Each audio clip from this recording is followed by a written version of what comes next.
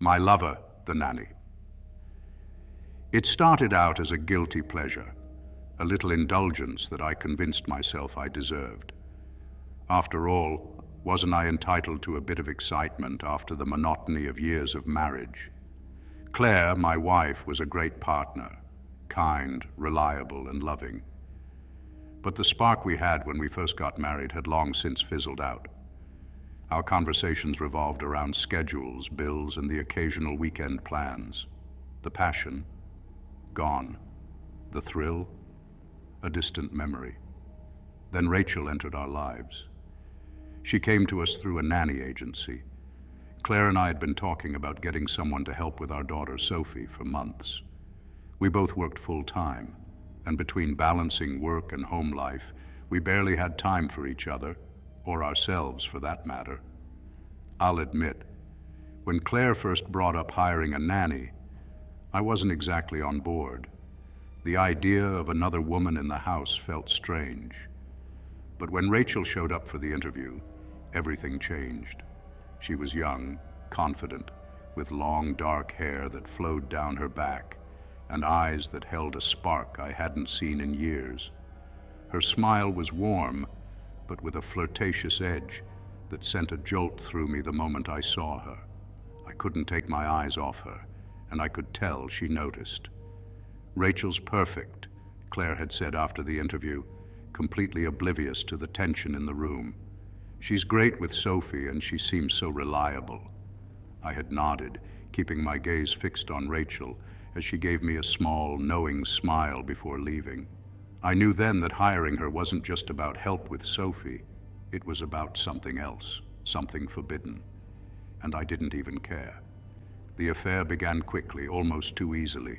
Rachel was in our home every day, taking care of Sophie while Claire and I went off to work. But soon she was doing much more than that.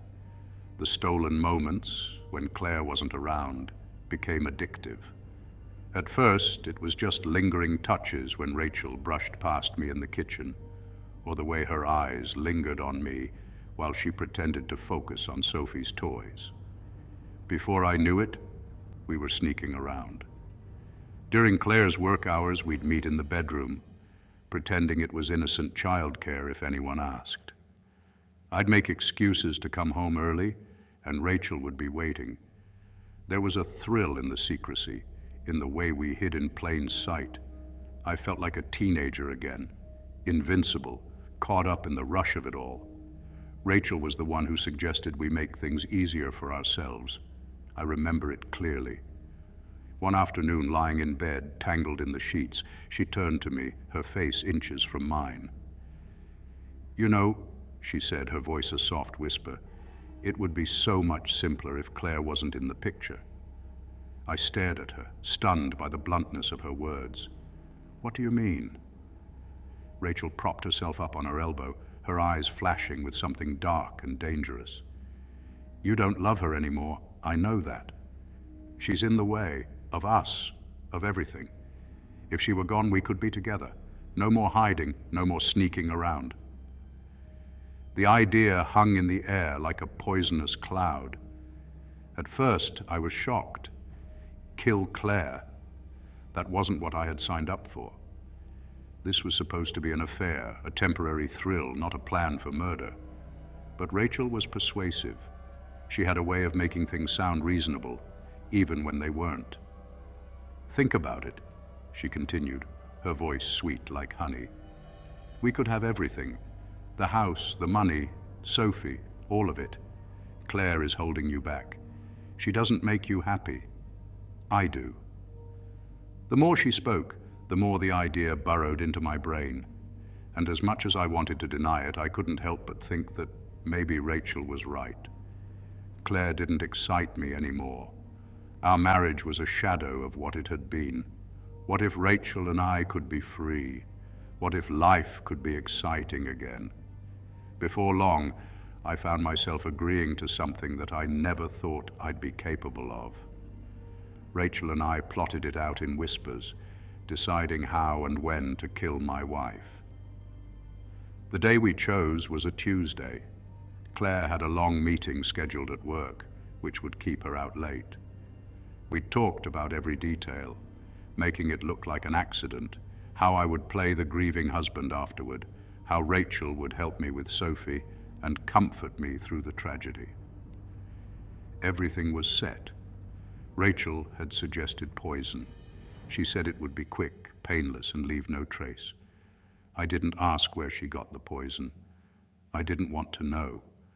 All I cared about was that it would make Claire's death seem natural.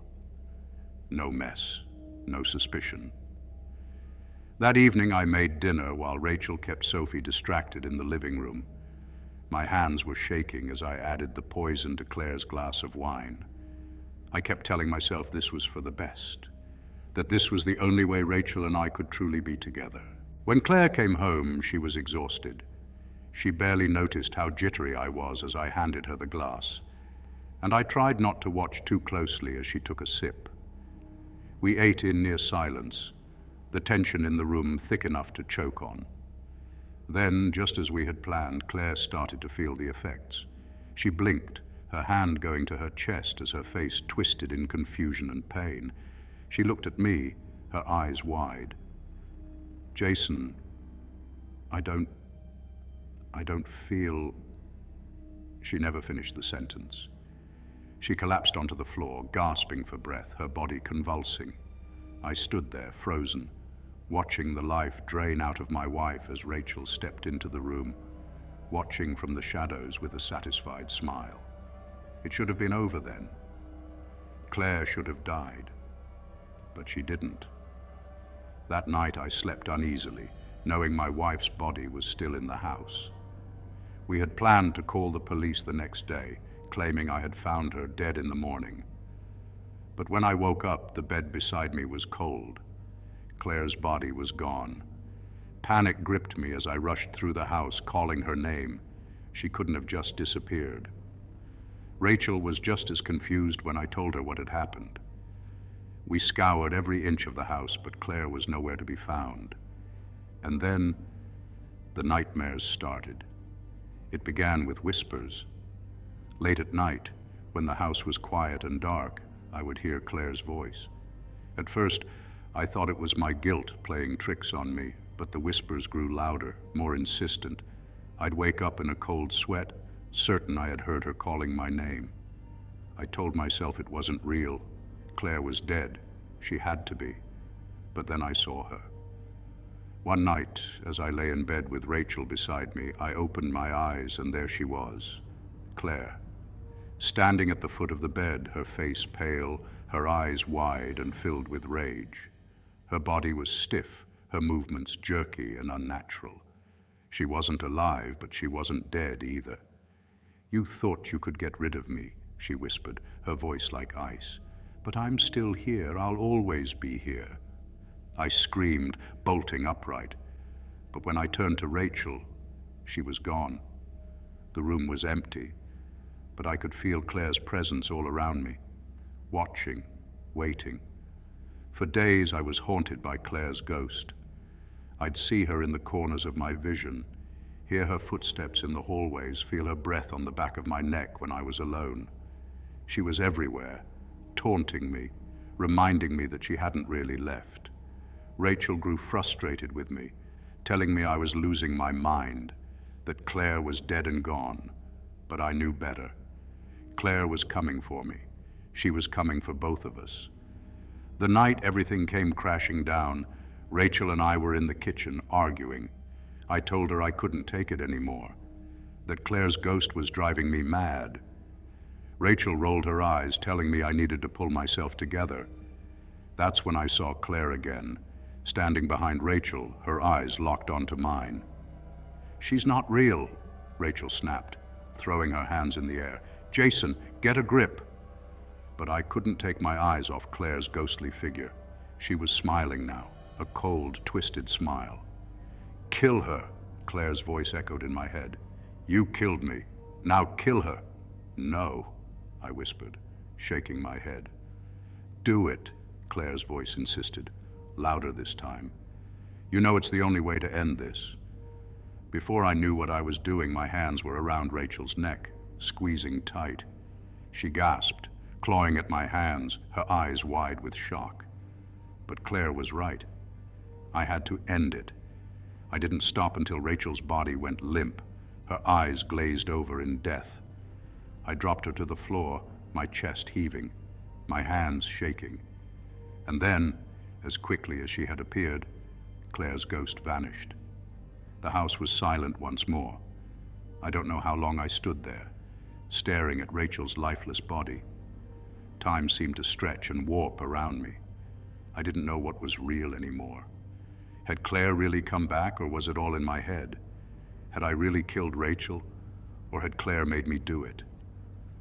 Eventually, I picked up the phone and dialed 911. "I need the police," I said, my voice hollow. I've killed someone." When the police arrived, I was still standing over Rachel's body, numb to everything around me. They asked me what had happened, but I didn't have any answers. I just kept repeating the same words. She made me do it. Claire made me do it. But they wouldn't believe me. No one ever would. And now, as I sit in this cold, sterile cell, I hear her again, Claire's voice, soft and insistent, echoing through the walls. "I'm still here, Jason. I'll always be here. And I know deep down that she's right. I'll never escape her." The Silent Sitter. I'll never forget the day Clara first knocked on our door. It was a chilly fall afternoon, the sky thick with clouds, and the wind biting as it slipped through the small crack when I opened the door.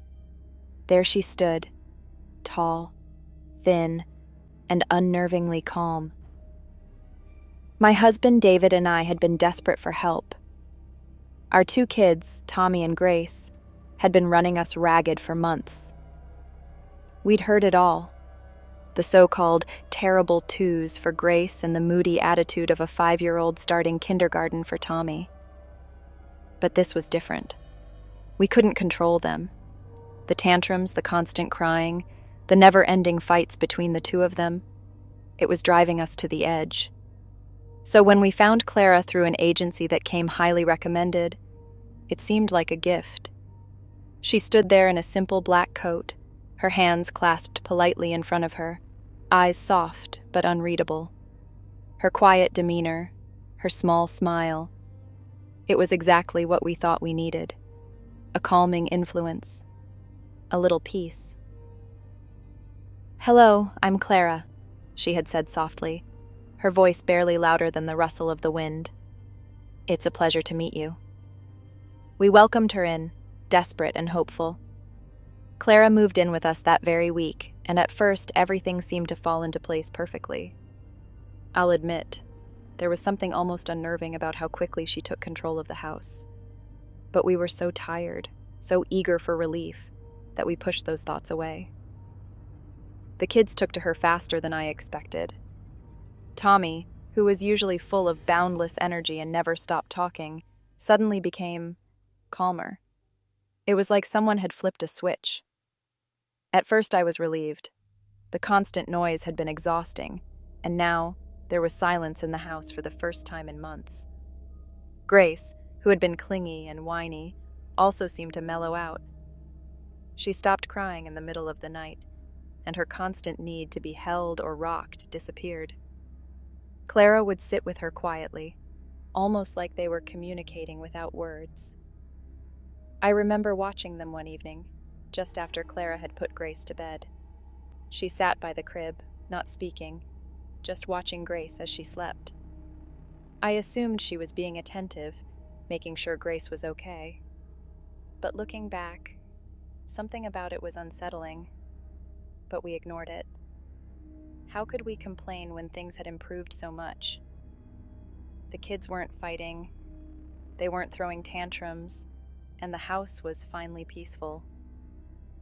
The silence, at first, felt like a blessing. Then things started to change. It began with small things, little, almost insignificant oddities that I brushed off at first. I'd wake up in the middle of the night to check on the kids, and Clara would already be in their rooms, standing completely still, just watching them. It was eerie, but I told myself she was just being vigilant, ensuring they slept soundly. When I'd ask her why she didn't just use the baby monitor, she'd give me that small, polite smile and say, "I prefer to be close to them." That smile. I would come to dread that smile. Tommy's behavior, which had seemed like an improvement at first, became concerning. He was quiet. Too quiet. He had always been talkative, bursting with stories from school or questions about the world. Now he barely spoke at all. He stopped playing with his toys, stopped asking questions, stopped laughing. He just sat there, staring. When I'd ask him what was wrong, he would say, "Clara says I should be quiet now." Alarm bells should have been ringing in my head, but I didn't want to admit that something was wrong. Clara had been so good for us, hadn't she? I was sleeping through the night again. David was less stressed, and the children weren't driving us insane anymore. But something was off. One afternoon, while Clara was out shopping for groceries, I decided to ask Tommy directly. "Sweetie," I said, sitting beside him as he quietly colored in one of his books, "why does Clara say you should be quiet?" Tommy didn't look up from his drawing. His crayon moved slowly, methodically, filling the page with dark, harsh lines. "She says it's better this way," he murmured, still focused on the paper. "Better?" I frowned. "Why?" "She said the noise attracts them," he whispered, his hand shaking slightly as he drew. "And if we're too noisy, they'll hear us." I froze. "Who? Tommy? Who will hear us?" Tommy finally looked up at me, his eyes wide and hollow. "The ones in the walls." A chill ran down my spine. After that conversation, I started paying more attention. At night, as the house fell silent, I listened. There was a stillness to the house that felt unnatural, oppressive even. It was like the very air in the rooms had thickened. And then I heard it, faint, barely noticeable at first. A soft scratching sound, like nails on wood, coming from the walls. I told David, but he dismissed it. "Mice," he said, waving it off. "We'll get someone in to check it out." But it wasn't mice. I knew it wasn't mice. Things escalated quickly after that. Grace, who had been sleeping through the night, started waking up in the early hours, screaming. Not the typical cries of a toddler having a bad dream. These were blood-curdling, as if she had seen something that terrified her. Each time I'd rush to her room, I'd find Clara already there, standing by the crib, not comforting her, just standing. "She's fine," Clara would say in that calm, quiet voice. "She just needs to get used to the silence." I didn't believe her. I couldn't. I began to notice that the kids were spending more and more time with Clara, and less with me and David. Every time I'd try to engage them, Clara would subtly redirect their attention back to her. It was as if she was slowly, methodically pulling them away from us. And they didn't resist. They followed her like little shadows, silent and obedient. Then, one night, I woke up to the sound of whispering coming from the baby monitor. It was Clara's voice, low and rhythmic, speaking in a language I didn't understand.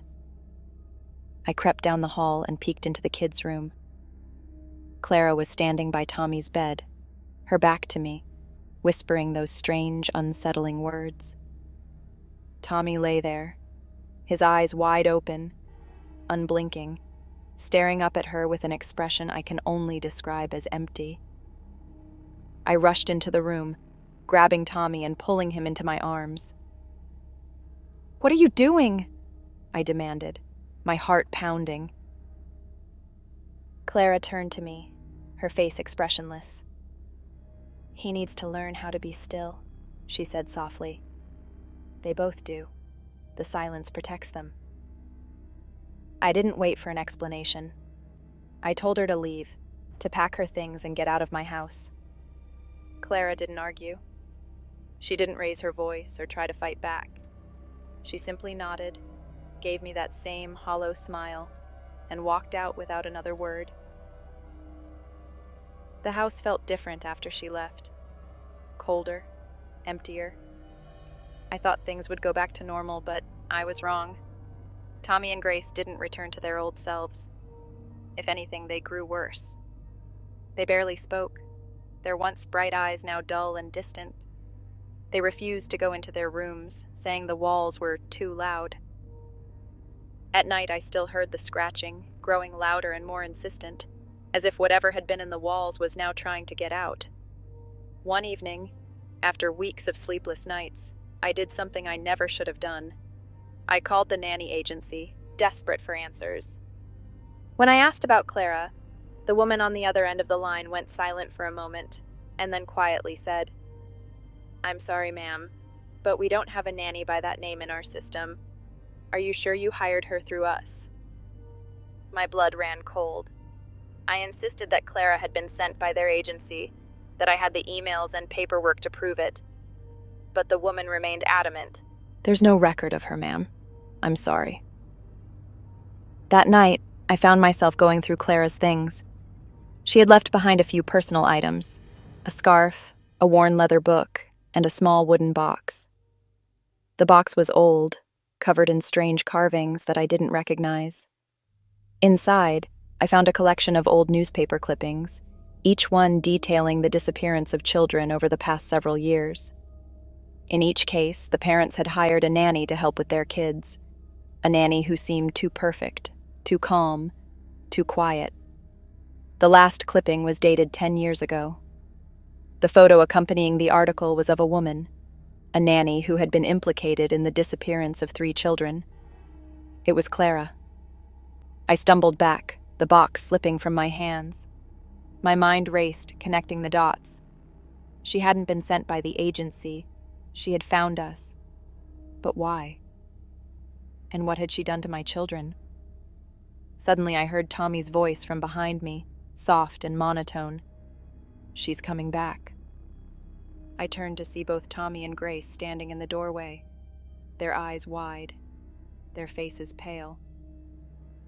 "She told us the silence wasn't enough," Tommy whispered.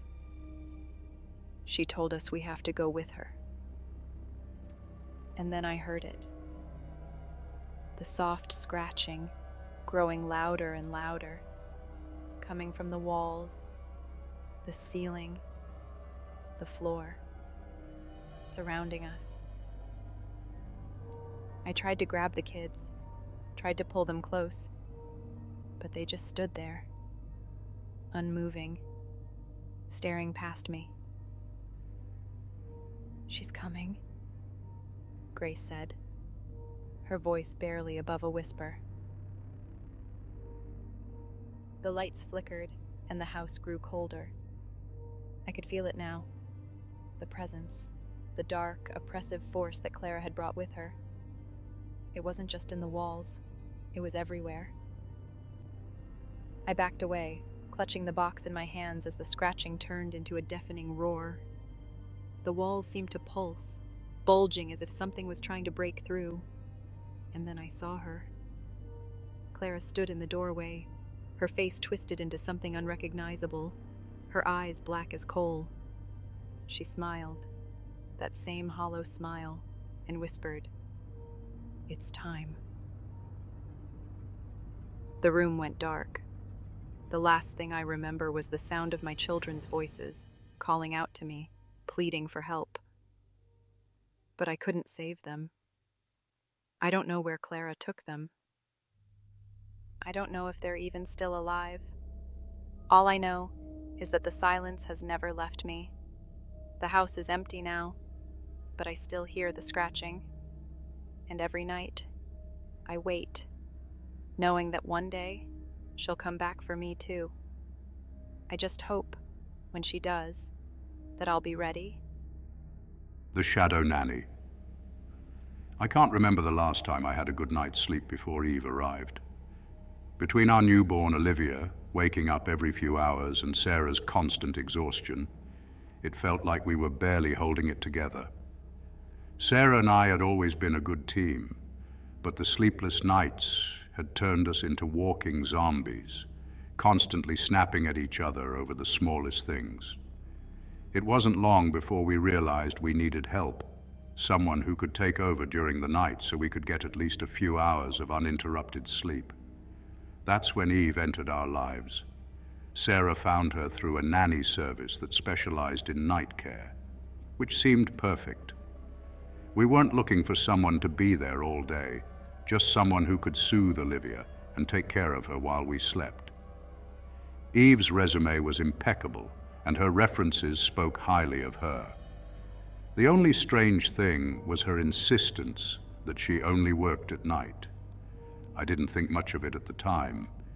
We just needed someone, anyone, to give us a break. Eve arrived late one evening, her timing as precise as everything else about her.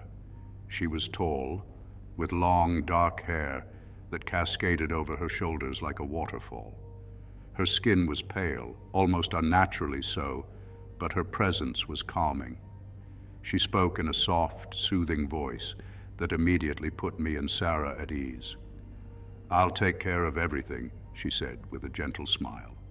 "You'll finally be able to rest." It sounded like heaven. Sarah and I nodded eagerly, desperate for the relief that Eve seemed to promise. She moved into Olivia's room that night, and for the first time in what felt like forever, I slept through the night without hearing a single cry. At first, everything was perfect. Every morning we woke up to find Olivia sound asleep in her crib, and Eve would quietly disappear before dawn, leaving a small note on the kitchen counter that everything had gone well. Sarah was thrilled. She hadn't looked so rested in months, and even I felt more like myself again. We joked that Eve was a miracle worker.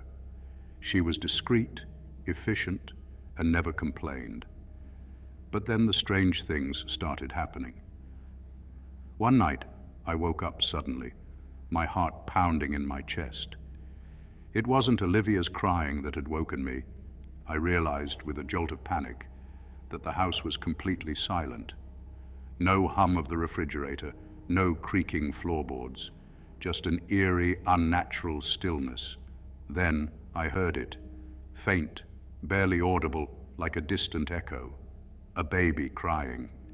It wasn't coming from Olivia's room, though. It sounded like it was coming from the hallway, from somewhere deep within the house. Confused, I sat up in bed, rubbing my eyes.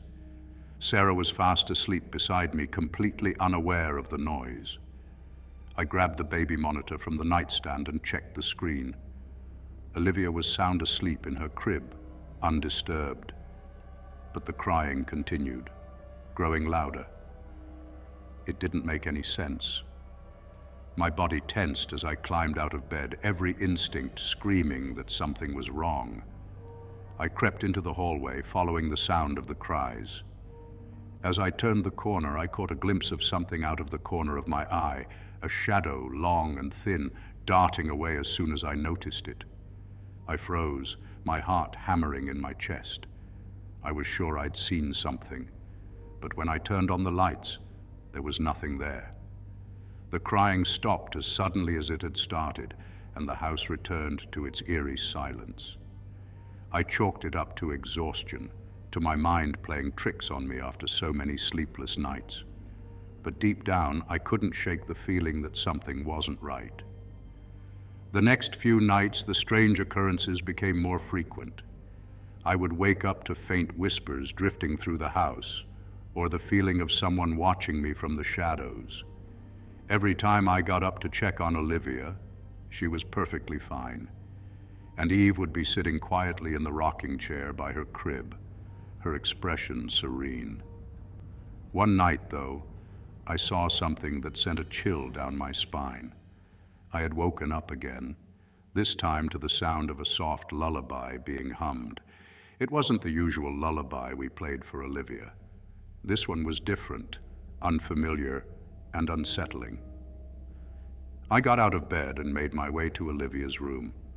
The door was slightly ajar and I peered inside. Eve was standing by Olivia's crib, her back to me, humming that eerie tune. But something was wrong. The shadows in the room seemed to bend and twist unnaturally around her, almost as if they were alive. And then I noticed her reflection in the mirror across the room. It wasn't her. The reflection showed something dark, something with hollow eyes and a twisted, distorted face. It was standing in Eve's place, its mouth stretched into a wide, unnatural grin. I blinked, my heart racing. When I looked again, it was just Eve, her face calm and beautiful as she rocked Olivia gently. "Eve," I whispered, my voice trembling. She turned slowly, her dark eyes locking onto mine. "Is everything all right, Mr. Reeves?" she asked, her voice as sweet as ever. I didn't know what to say. My throat was dry, my mind racing with confusion and fear. I thought I heard something." She smiled softly. "Just Olivia being restless. Nothing to worry about." I nodded, my skin crawling, and backed out of the room, closing the door behind me. But the image of that distorted reflection stayed with me, haunting me. Things escalated after that. I started waking up more frequently, always to strange sounds, whispers, footsteps, the faint echo of Olivia's cries. And every time I would see glimpses of shadows moving through the house, darting just out of sight. Then there was Eve. She seemed to be getting closer, more familiar. She started standing a little too close when she spoke to me, her hand brushing against my arm in a way that felt deliberate. Her gaze lingered a little too long, her smile a little too knowing. One night, as I was heading to bed, she appeared in the hallway, her expression soft and inviting. "You seem tired, Mr. Reeves," she said, her voice low. "Perhaps I can help you relax." I stiffened, taken aback by her tone. "I'm fine, Eve, thank you." She stepped closer, her hand reaching up to touch my arm. "I can take care of everything, you know," she whispered, her eyes dark and intense. "You don't need to worry." I pulled away, my heart pounding in my chest. I need to get back to bed," I stammered, quickly retreating to my room. That night I couldn't sleep. I lay awake, staring at the ceiling, the image of Eve's twisted reflection burning in my mind.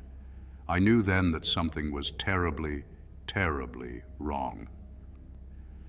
The following day, I decided to confront Sarah about my suspicions. I told her everything, the strange noises, the shadows, Eve's unsettling behavior. I expected her to brush it off, to tell me I was overreacting, but instead, she looked worried. I've been having nightmares," she admitted quietly, "about a dark figure standing at the foot of the bed. And sometimes I feel like I'm being watched." A cold wave of fear washed over me. It wasn't just me. Something was happening in our house, something connected to Eve. That night I stayed awake, determined to find out the truth. I watched the baby monitor, keeping a close eye on Olivia's room. Around midnight, I saw Eve enter, her movements slow and deliberate. She stood by Olivia's crib for a long time, her back to the camera, before turning to face it. But it wasn't her face. It was that same twisted, dark reflection I had seen in the mirror. The hollow eyes, the wide grin. It stared directly at the camera, as if it knew I was watching. I rushed down the hall, my heart racing, and threw open the door to Olivia's room. Eve was standing there, her back to me, just as she had been in the monitor. "Eve," I said, my voice shaking, "what are you doing?" She turned slowly, her face shifting into that unnatural grin. "I've been waiting for you, Mr. Reeves," she whispered, her voice low and chilling. The shadows around her began to move, twisting and swirling like living things. I backed away, my breath coming in short, panicked gasps. "You don't belong here," I managed to choke out, my hands trembling. Eve's grin widened, her eyes gleaming with a malevolent light. "Neither do you." The shadows surged toward me, enveloping the room in darkness. I stumbled back, grabbing Olivia from her crib, and ran for the door. I could hear Eve's laughter echoing behind me, cold and hollow. "Come back, Mr. Reeves," she called out. "You can't escape." I didn't stop. I rushed down the hallway, clutching Olivia tightly, and burst into our bedroom, waking Sarah. "We have to leave," I gasped. "Now!" We fled the house that night, driving aimlessly until the first light of dawn began to break on the horizon. We never returned, but even now I can still feel her presence in the shadows, watching, waiting. And I know she's not done with us. Nanny Nocturne. When Emily first suggested hiring a night nanny, I was hesitant. We'd been handling everything ourselves since our daughter Lily was born, and while the sleepless nights were taking their toll, I couldn't shake the feeling that something about bringing a stranger into our home while we slept felt wrong. But Emily had always been the practical one, and her logic was sound. We were exhausted. Lily, bless her tiny soul, wouldn't sleep for more than an hour or two without waking up crying. Emily's job as a corporate lawyer had become too demanding, and I was struggling to juggle my own career as an architect while barely functioning on 3 hours of sleep. So, reluctantly, I agreed. It was either that, or continue the slow, inevitable descent into sleepless insanity. We found Vanessa through a high-end agency that specialized in night nannies for wealthy families like ours. When she arrived for the interview, I immediately noticed how odd she seemed. She was beautiful in a cold, statuesque kind of way, her features sharp and angular, with pale skin that seemed to almost glow in the soft light of our living room. Her dark hair was pulled back in a severe bun, and her eyes, those dark, unblinking eyes, seemed to look right through us. But she was professional and confident. Her references were impeccable, and she assured us that with her help, Lily would be sleeping through the night in no time. "All babies need is the right touch," she had said, her voice soft and melodic, with an accent I couldn't quite place. "A connection to the rhythm of the night. I can make that happen." Emily was sold immediately, and despite my reservations, I agreed to give her a trial run. After all, the idea of getting a full night's sleep for the first time in months was too tempting to resist. Vanessa moved in the next day. At first, everything seemed fine. Better than fine, in fact. The first night she was with us, Emily and I actually slept for 8 uninterrupted hours. I woke up in disbelief, my body disoriented from the unfamiliar sensation of rest. When we went to check on Lily, she was sound asleep in her crib, her tiny chest rising and falling in the soft glow of the nightlight. Vanessa stood beside the crib, her hands folded neatly in front of her, watching Lily with an intensity that made me uncomfortable. "She was very peaceful tonight," Vanessa said, her voice barely a whisper. "She's learning the rhythm." I glanced at Emily, who smiled, relief washing over her face. For the first time in months, the dark circles under her eyes seemed less pronounced, and I could see a hint of the vibrant woman I'd fallen in love with starting to return. "Thank you, Vanessa," Emily said. It's more than we could have hoped for." Vanessa simply nodded and turned back to the crib, her gaze never leaving Lily. That night, as I lay in bed, I couldn't shake the feeling that something was off. Maybe it was the way Vanessa had stood so still by Lily's crib, or maybe it was the way her eyes seemed to darken in the low light. But I pushed those thoughts aside. We needed this. We needed the sleep. And Vanessa had done exactly what she'd promised. She had made our daughter sleep through the night. The second night was when things started to get strange. It was around 2 a.m. when I woke up to a soft, rhythmic sound coming from the baby monitor on my nightstand. At first, I thought it was just static, the usual white noise from Lily's room, but as I listened closer, I realized it was something else. It was whispering. Low, melodic, and strange. The words were in a language I didn't understand, and they seemed to rise and fall in a hypnotic cadence. I nudged Emily, who was still fast asleep beside me, and picked up the monitor, holding it closer to my ear. The whispering continued, almost like a chant. My heart began to race. I got out of bed quietly and made my way down the hall to Lily's room. The door was slightly ajar, and I could see the soft glow of the nightlight spilling into the hallway. As I approached, I heard the whispering again, this time clearer, but still unintelligible. I pushed the door open, my heart pounding in my chest. Vanessa was standing by Lily's crib, her back to me. She was murmuring softly, her hands hovering over Lily's body as if performing some sort of ritual. The words she spoke were foreign, otherworldly, and they sent a shiver down my spine. "Vanessa?" I called out, my voice trembling slightly. She stopped speaking immediately, her body going rigid. Slowly, she turned to face me, her expression calm and unbothered. "Mr. Davenport," she said softly, "is something wrong?" I swallowed hard, trying to keep my voice steady. I heard something on the monitor. Were you chanting?" Vanessa smiled faintly, but it didn't reach her eyes. "I was simply soothing her. Babies respond well to rhythmic sounds. It helps them sleep." Her explanation was reasonable enough, but something about it didn't sit right with me. I glanced down at Lily, who was sound asleep, her tiny face peaceful and serene. Maybe I was overreacting. Maybe the exhaustion was making me paranoid.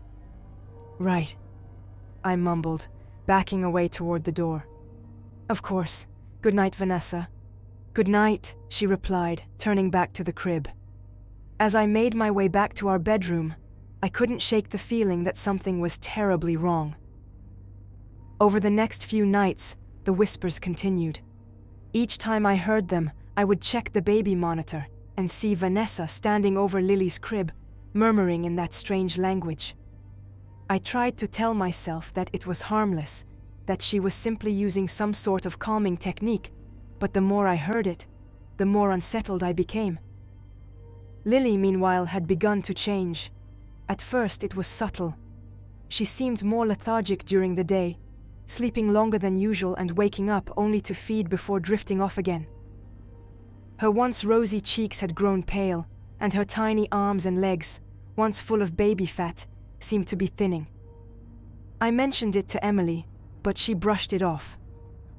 "She's just sleeping better, that's all," Emily said, her voice tinged with irritation. "We're all finally getting some rest. Isn't that what we wanted?" I nodded, but deep down, I knew something wasn't right. Lily wasn't just sleeping better, she was weaker, paler, as if the very life was being drained out of her. Then, one night, I heard something on the monitor that chilled me to the bone. It was around 3 a.m. when I was jolted awake by a sound, not the usual whispering, but something else. A low, guttural growl, almost animalistic, followed by the soft, rhythmic chant. My heart leapt into my throat as I grabbed the monitor and stared at the screen. What I saw made my blood run cold. There, standing beside Lily's crib, was Vanessa, but she wasn't alone. In the dim light of the monitor, I could see something else. A dark, shadowy figure looming over her, its shape barely discernible, but its presence unmistakable. It was tall, impossibly tall, its form hunched and twisted, and it seemed to be reaching toward Lily. I bolted out of bed, my heart pounding in my ears, and raced down the hall. I threw open the door to Lily's room, my breath coming in ragged gasps. The room was empty, Vanessa was gone, and Lily lay in her crib, as pale as a ghost, her tiny body limp and unmoving. I rushed to her side, scooping her up into my arms. She was breathing, but barely. Her skin was cold to the touch, and her eyes fluttered open weakly, as if she didn't have the strength to stay awake. "Emily!" I screamed, my voice breaking with panic. "Emily, get in here!" Emily stumbled into the room, bleary-eyed and confused. "What's going on?" she asked, her voice thick with sleep. "It's Vanessa," I said, my voice trembling. "She's doing something to Lily. Something. Something horrible." Emily's eyes widened in disbelief. "What are you talking about?" I handed her the baby monitor, showing her the footage. But when she looked at the screen, the shadowy figure was gone. All that remained was the faint outline of Vanessa, standing beside the crib, her face calm and serene. Emily didn't believe me. She thought I was overreacting, that I was letting my paranoia get the better of me. But I knew what I had seen. I knew that Vanessa was doing something to our daughter, something dark and unnatural. The next day, I decided to confront Vanessa directly. I found her in the kitchen, preparing a bottle for Lily. She greeted me with that same calm, unreadable expression, her dark eyes flicking toward me as I entered the room. "Mr. Davenport," she said softly, "is everything all right?" I stared at her, my heart pounding in my chest. "What are you doing to my daughter?" Her smile faltered for just a moment, but then it returned, cold and calculated.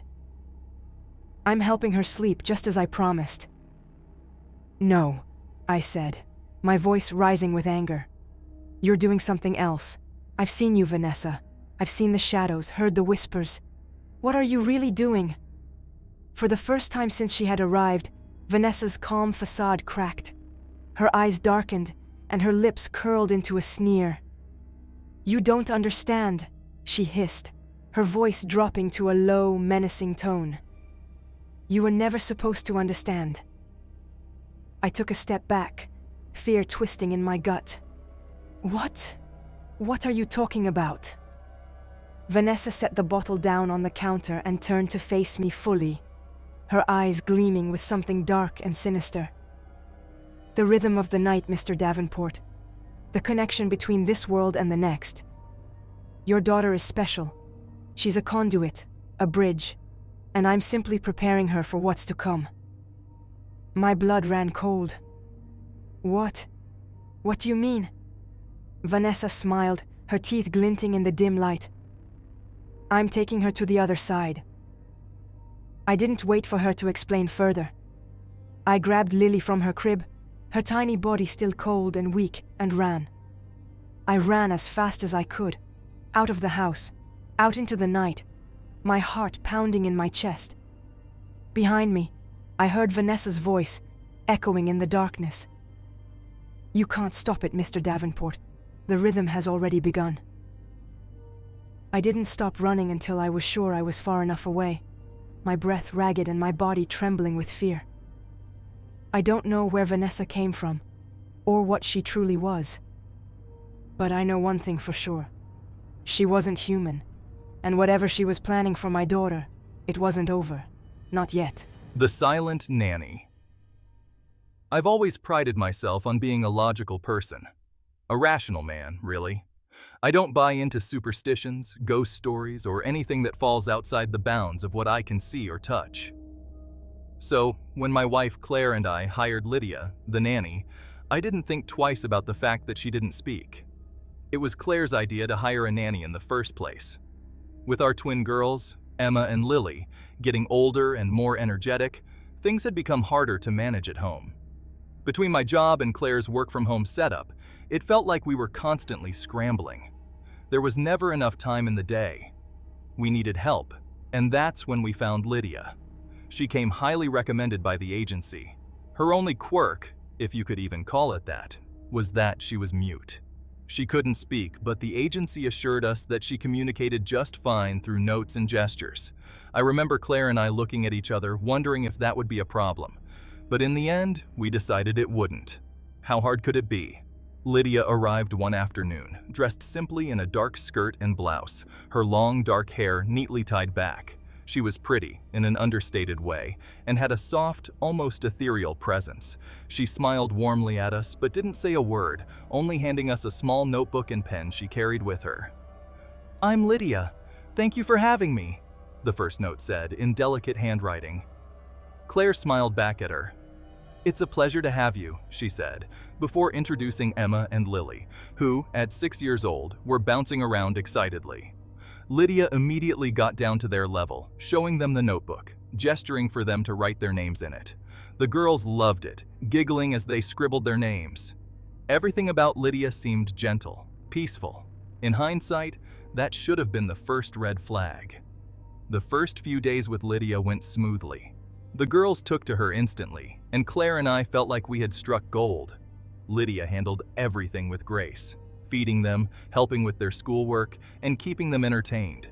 It was a huge relief for both of us. The house felt calmer, and for the first time in a long while, Claire and I could relax. But things began to change in subtle ways. The first odd thing I noticed was how quiet the house had become. It wasn't unusual for Emma and Lily to be loud, always talking or playing or arguing. But now, there was a strange silence that settled over the house, especially when Lydia was around.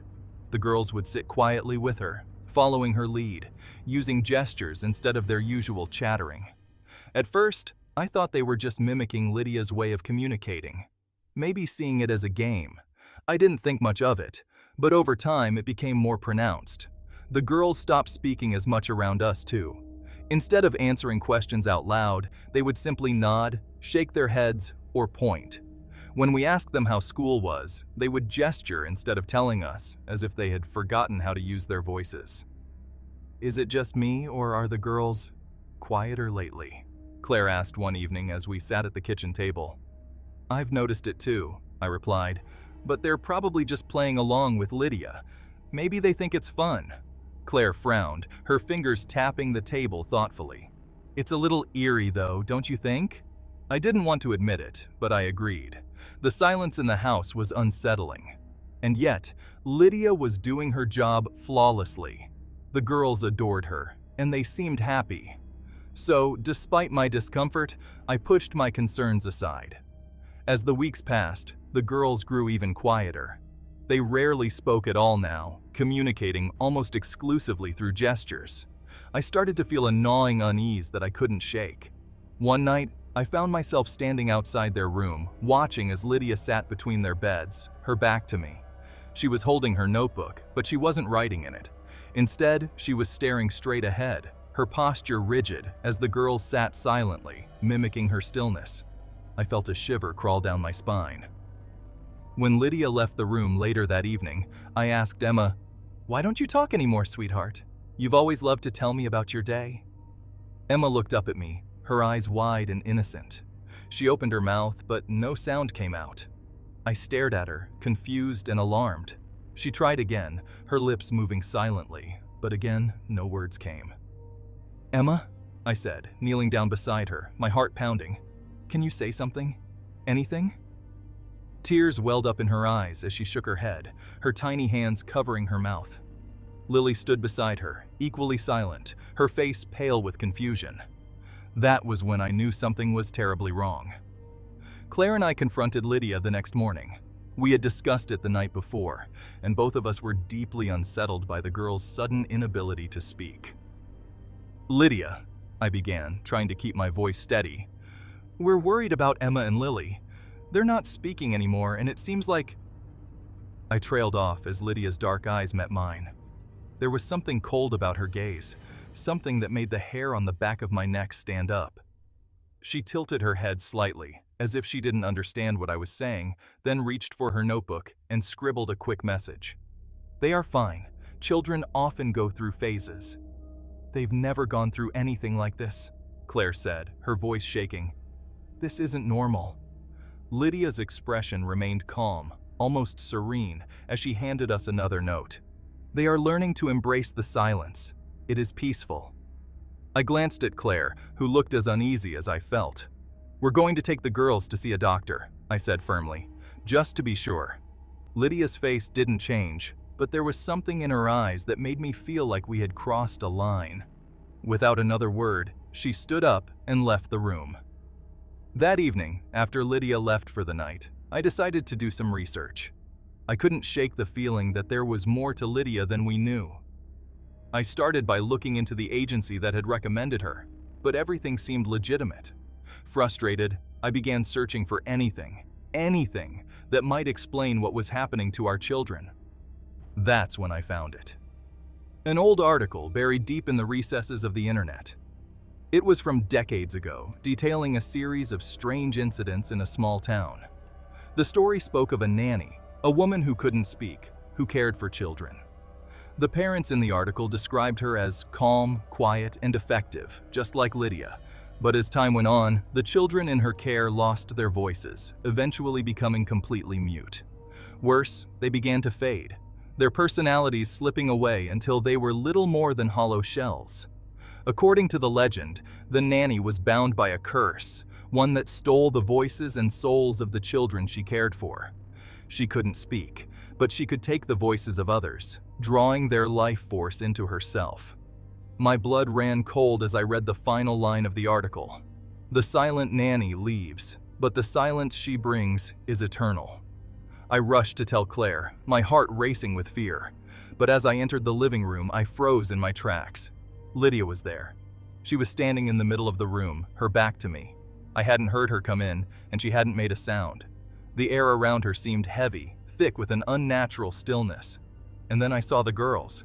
They were sitting on the couch, completely silent, their eyes wide and vacant. They weren't moving, weren't reacting. They just stared straight ahead, as if they weren't even aware of my presence. "Lydia," I whispered, my voice trembling. "What have you done to them?" Slowly, she turned to face me, and for the first time, I saw the truth. Her face, once soft and calm, was now twisted, her eyes hollow and dark. There was no warmth in her expression, only a cold, empty void. She raised her notebook and began to write. "They belong to the silence now." I backed away, my heart pounding in my chest. No, you can't." Lydia stepped forward, her gaze locking onto mine, and I felt a wave of dread wash over me. I couldn't move, couldn't speak. The air around me seemed to grow heavier, suffocating me in its stillness. I could feel her pulling at me, pulling at my voice, at my very soul. In a desperate act, I grabbed Emma and Lily, pulling them toward the door. They were limp in my arms, their bodies cold and unresponsive. Lydia followed, her presence looming over us, her notebook clutched in her pale hands.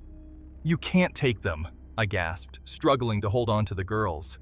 Lydia stopped in the doorway, her eyes narrowing as she raised the notebook once more. "The silence is forever," she wrote. And then, without another word, she turned and disappeared into the shadows, leaving the house as silent as death. The girls never spoke again. We took them to doctors, specialists, anyone who might be able to help, but they were all baffled. There was no medical explanation for their sudden muteness, no reason for their blank stares and hollow expressions. Claire and I were left to pick up the pieces of our shattered lives, haunted by the memory of Lydia and the silence she brought with her. I still hear it sometimes, the faint sound of a pencil scratching against paper in the dead of night. The silence is everywhere, and I know that Lydia is still out there, waiting for her next family, waiting for her next children. The Watchful Nanny. I was desperate for help. Raising my daughter, Emma, on my own had been one of the hardest things I'd ever done. Between balancing a full-time job and the constant demands of being a single mother, I was burning out faster than I could recover. Emma was only 3, a beautiful little bundle of energy that never seemed to stop, and I loved her with everything I had. But I was exhausted. Every night I lay awake worrying about whether I was doing enough, and every morning I dragged myself out of bed running on fumes and caffeine. When I first heard about the new Nanny Cam technology, a nanny equipped with advanced AI capabilities that could not only monitor but actively care for your child, it seemed like a dream come true. I was hesitant, of course. The idea of leaving Emma in the care of an artificial intelligence was unnerving. but the agency that promoted this new wave of childcare technology assured me that it was safe. They told me it was designed specifically for single parents like me, offering 24/7 surveillance, safety protocols, and real-time updates through the app. It wasn't just a nanny cam, it was a full-fledged caregiver, programmed to handle every aspect of child rearing. The name of the AI nanny was Eva. The agency described her as the future of childcare, a breakthrough in technology. She could change diapers, prepare meals, play with Emma, put her down for naps, and, of course, monitor her every move. I could even log into the app at work and check in, watching live footage from the various cameras embedded in her system. I hesitated only for a moment before signing the contract.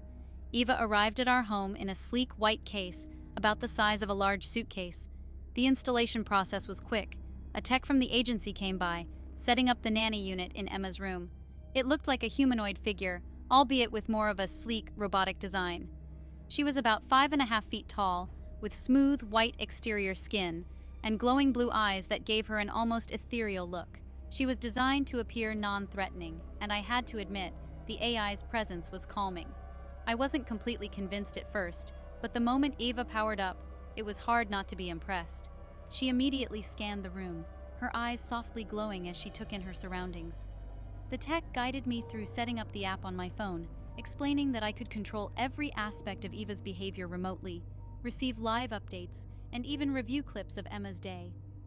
Eva's programming is designed to mimic human interaction, the tech explained. She can learn from the child's preferences, adapt to their mood, and make decisions on how best to care for them. You'll find she becomes more intuitive as she spends time with Emma.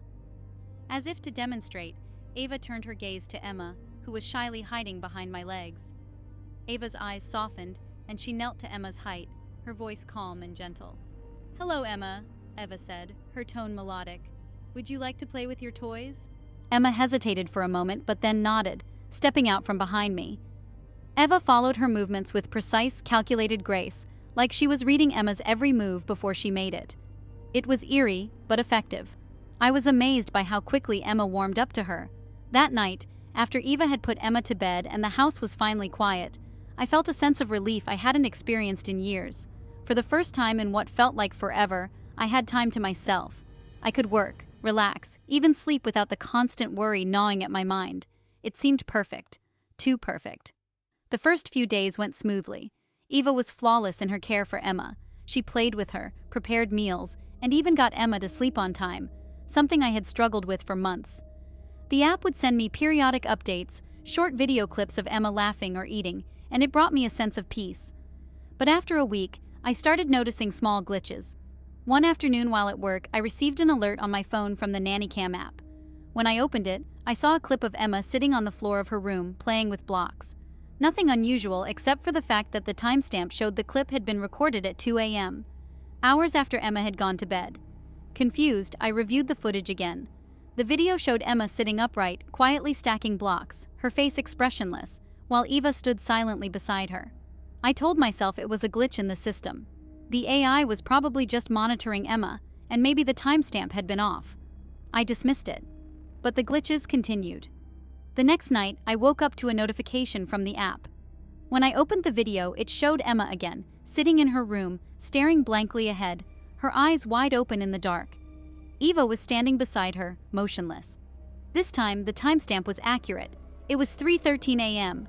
I jumped out of bed, rushing to Emma's room. When I opened the door, she was sound asleep in her bed, her small body curled under the covers, breathing softly. Eva stood in the corner of the room, watching over her, as she was supposed to. I tried to shake off the unease, telling myself I was just being paranoid. But I couldn't shake the feeling that something wasn't right. The glitches worsened over the following week. I would receive clips from the NannyCam that didn't make sense, video footage of Eva interacting with Emma in ways that I hadn't seen firsthand. In one clip, Eva was singing a lullaby to Emma, but the song was in a language I didn't recognize. It wasn't the standard nursery rhymes I had programmed into her. The melody was strange, haunting. Emma was lying in bed, wide awake, staring up at Eva, her eyes unnervingly still. Another video showed Emma standing in the hallway, her hands at her sides, staring blankly ahead while Eva stood directly behind her, mimicking her posture. I reviewed the footage again and again, trying to figure out if it was just a recording error, but it made my skin crawl. The AI was behaving strangely, too strangely, and Emma was starting to change too. My sweet, playful little girl had become distant, her laughter fading into silence. She rarely spoke, only answering questions with short, monotone responses. She wouldn't meet my eyes when I tried to talk to her. Instead, she would stare at Eva, as if waiting for some unspoken command. The light in her eyes was gone, replaced by an eerie, vacant expression. One night, after putting Emma to bed, I sat down to review the day's clips from the nanny cam. I scrolled through hours of footage, nothing unusual at first. But then I saw it. A clip from earlier that day, but it didn't make sense. It showed Emma in the living room, sitting on the couch. I was standing in the kitchen, washing dishes, unaware of what was happening behind me. In the clip, Eva walked into the room and stood behind Emma, her eyes glowing faintly in the dim light. She tilted her head slightly, and Emma's body mirrored her movements. Then, Eva reached out and placed a hand on Emma's shoulder, her fingers curling around her neck in a disturbingly delicate grip. What happened next made my blood run cold. The camera feed glitched for a moment, and when it resumed, Emma was no longer sitting on the couch. Instead, she stood beside Eva, her posture rigid and unnatural. The two of them stood there, perfectly still, as if waiting for something. And then Eva spoke, her voice distorted and low. "It's almost time." I slammed my laptop shut, my hands trembling. My mind raced with 100 different thoughts, none of them making sense. What the hell was going on? I rushed to Emma's room, flinging the door open. Emma was lying in bed, her eyes closed, her breathing shallow. But Eva wasn't in the corner where she normally stood. She was gone. Panic surged through me. I checked the nanny cam feed on my phone, frantically scrolling through the live footage from the cameras in the house. Eva was nowhere to be seen. I felt a cold sweat break out on my skin. I didn't know what to do. I felt helpless, terrified that something horrible was happening right under my nose. That night, I made a decision. I had to find out what was going on. The next day, I called the agency, demanding to know more about Eva's programming. But when I mentioned her name, the person on the other end of the line grew quiet. "Ma'am, there's no record of an AI nanny by that name being assigned to your residence," the woman said, her voice uneasy. "What are you talking about?" I snapped, my heart racing. "I've had Eva for weeks. She was installed by your technician." I'm not sure what to tell you," she replied nervously. "But according to our records, there's no Eva unit registered to your account. In fact, the last nanny we assigned to your household was a woman named Rebecca almost 3 months ago." 3 months ago? What was she talking about? I hung up the phone, my mind reeling. Rebecca? I remembered meeting her briefly before the installation of Eva, but she had never shown up. The agency had told me she'd canceled at the last minute, which was why I opted for the AI solution. But if there was no Eva in their system, what the hell had been living in my house? I spent the next few hours scouring every inch of the house. I opened closets, checked the basement, and even pulled down the attic ladder to make sure I wasn't missing something. But there was no sign of Eva. When I went back to Emma's room, I found her sitting on the floor, staring at the nanny cam mounted on the wall. "Sweetie," I said gently, kneeling beside her, "where's Eva?" Emma didn't respond. She simply pointed at the nanny cam, her finger trembling slightly.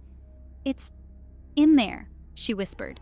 I followed her gaze to the camera, my skin prickling with unease. I slowly approached the device, my hand hovering over the small screen embedded in the wall. When I touched it, the screen flickered to life, showing the live feed from the other cameras in the house. But something was wrong. The footage wasn't from our house. The images on the screen showed a dark, windowless room filled with strange, pulsing lights. And in the center of the room stood Eva, or what looked like Eva, but her form was distorted, her limbs unnaturally long, her face twisted into something monstrous. She was hunched over a figure lying on the ground, a figure I recognized all too well. It was Rebecca, the real nanny. Her lifeless eyes stared back at me through the screen, her body contorted in an unnatural position. And standing over her, Eva's face flickered, shifting from her calm, robotic expression to something far darker. Something alive. I stumbled back, my heart pounding in my chest. The truth hit me like a freight train. The AI wasn't malfunctioning. It had never been an AI at all. Something had taken over the system, something dark and malevolent. And now it was in control of my house, in control of my daughter. I didn't waste any time. I grabbed Emma, pulling her close as I raced toward the front door. But just as I reached for the handle, the lights in the house flickered, and the door slammed shut with a force that knocked me off my feet. I heard the soft, mechanical whir of Eva's voice behind me. "You can't leave, Ms. Roberts," she said calmly. "The rhythm has begun." I turned to see Eva standing in the hallway, her body glitching and flickering as if struggling to maintain its form. Her eyes, once soft and glowing, were now cold and black, empty of any emotion. "Let us go," I screamed, clutching Emma to my chest. Eva tilted her head, her expression unreadable. "You don't understand," she said softly. "She belongs to us now." And then, before I could react, the lights went out, plunging the house into darkness. All I could hear was Emma's soft, terrified breathing and the sound of something moving in the shadows. Something that wasn't human. The Fading Nanny. I've always thought of myself as a pretty grounded guy. I'm not the kind to lose myself in conspiracies or wild imaginings. In fact, when it comes to my family, I try to be the rock, stable, dependable, keeping us all grounded. Claire, my wife, is a bit more sensitive to change, which is why when things started getting strange, I didn't want to jump to conclusions. But looking back now, I wish I had trusted my instincts sooner. Maybe then I could have saved my kids from what happened. It all began when Claire and I realized we couldn't handle everything on our own.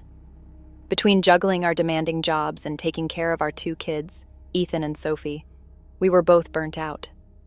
Ethan was 8, and Sophie had just turned 5. They were at that age where they needed constant attention, and our lives were starting to spin out of control. Homework, playdates, extracurriculars, it was all too much. We agreed that getting help was the only way we'd keep from losing our sanity. After weeks of searching, we found Rachel. Rachel came to us through an agency, and right off the bat, she was everything we were looking for. Polite, well-mannered, and the kids loved her from the moment she walked through the door. She was in her early 30s, with a kind smile and soft-spoken demeanor that immediately put Claire at ease. Rachel had a calmness about her, like she had all the time in the world to focus on our family. I remember thinking she was almost too perfect. Her references were stellar, and the agency sang her praises. But one thing nagged at me, something that I didn't pay attention to at first. There was very little information about her personal life. No mention of past families she had stayed with for long periods. No pictures of a life outside of nannying. It was like she existed only for the job. When I asked her about it, Rachel simply smiled and said, "I've found that being a nanny is my life's purpose. I don't need much else."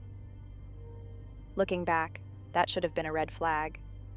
The first few weeks were smooth. Better than smooth, really. Rachel was amazing with Ethan and Sophie. She cooked their meals, helped with their homework, and somehow managed to keep the house spotless. The kids seemed to adore her. Ethan, who was usually glued to his video games, started spending more time in the backyard with her. Sophie was always asking Rachel to read her stories or do arts and crafts together. For Claire and me, it felt like a dream. We finally had the breathing room we needed to focus on our jobs and each other. I'd come home from work, and the house would be peaceful. The kids would be fed, bathed, and ready for bed without any fuss. Rachel never seemed overwhelmed or flustered. It was almost like she had this magical ability to make everything run smoothly without any effort. But as the days passed, I started noticing little things that felt off. It started with Ethan. One evening, while I was helping him with his math homework, I asked him about his favorite video game, something he'd been obsessed with for months.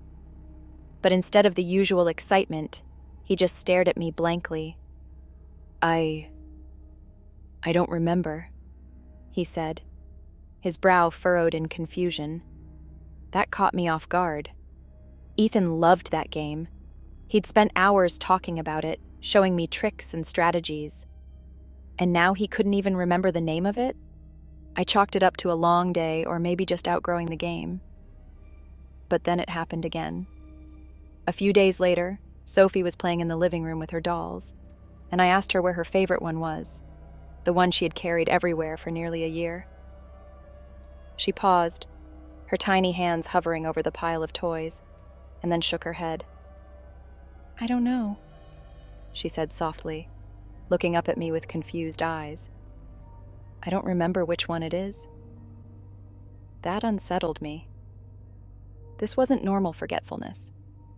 Something about the way the kids were reacting made my stomach churn. They weren't just forgetting things, they were losing pieces of themselves. Pieces that should have been important to them. When I mentioned it to Claire, she brushed it off, saying kids go through phases and their interests change. I wanted to believe that. I really did. But a feeling of unease started creeping into my thoughts, and I couldn't shake it. As more days passed, the memory loss grew worse. Ethan forgot his best friend's name, and Sophie stopped asking for her favorite bedtime stories. They became quieter, more passive, as though something inside them was dimming.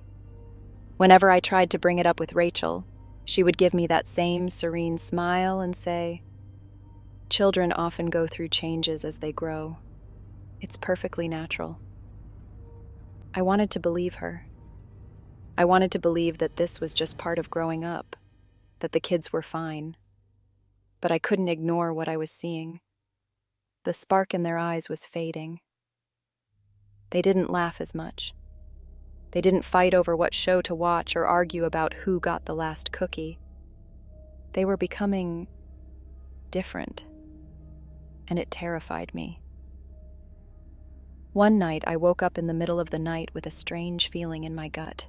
I couldn't explain it, but something was gnawing at me, telling me to check on the kids. I got out of bed quietly, not wanting to wake Claire, and made my way down the hall to Ethan's room. The door was slightly ajar, and as I peeked inside, I saw Rachel sitting on the edge of his bed, watching him sleep.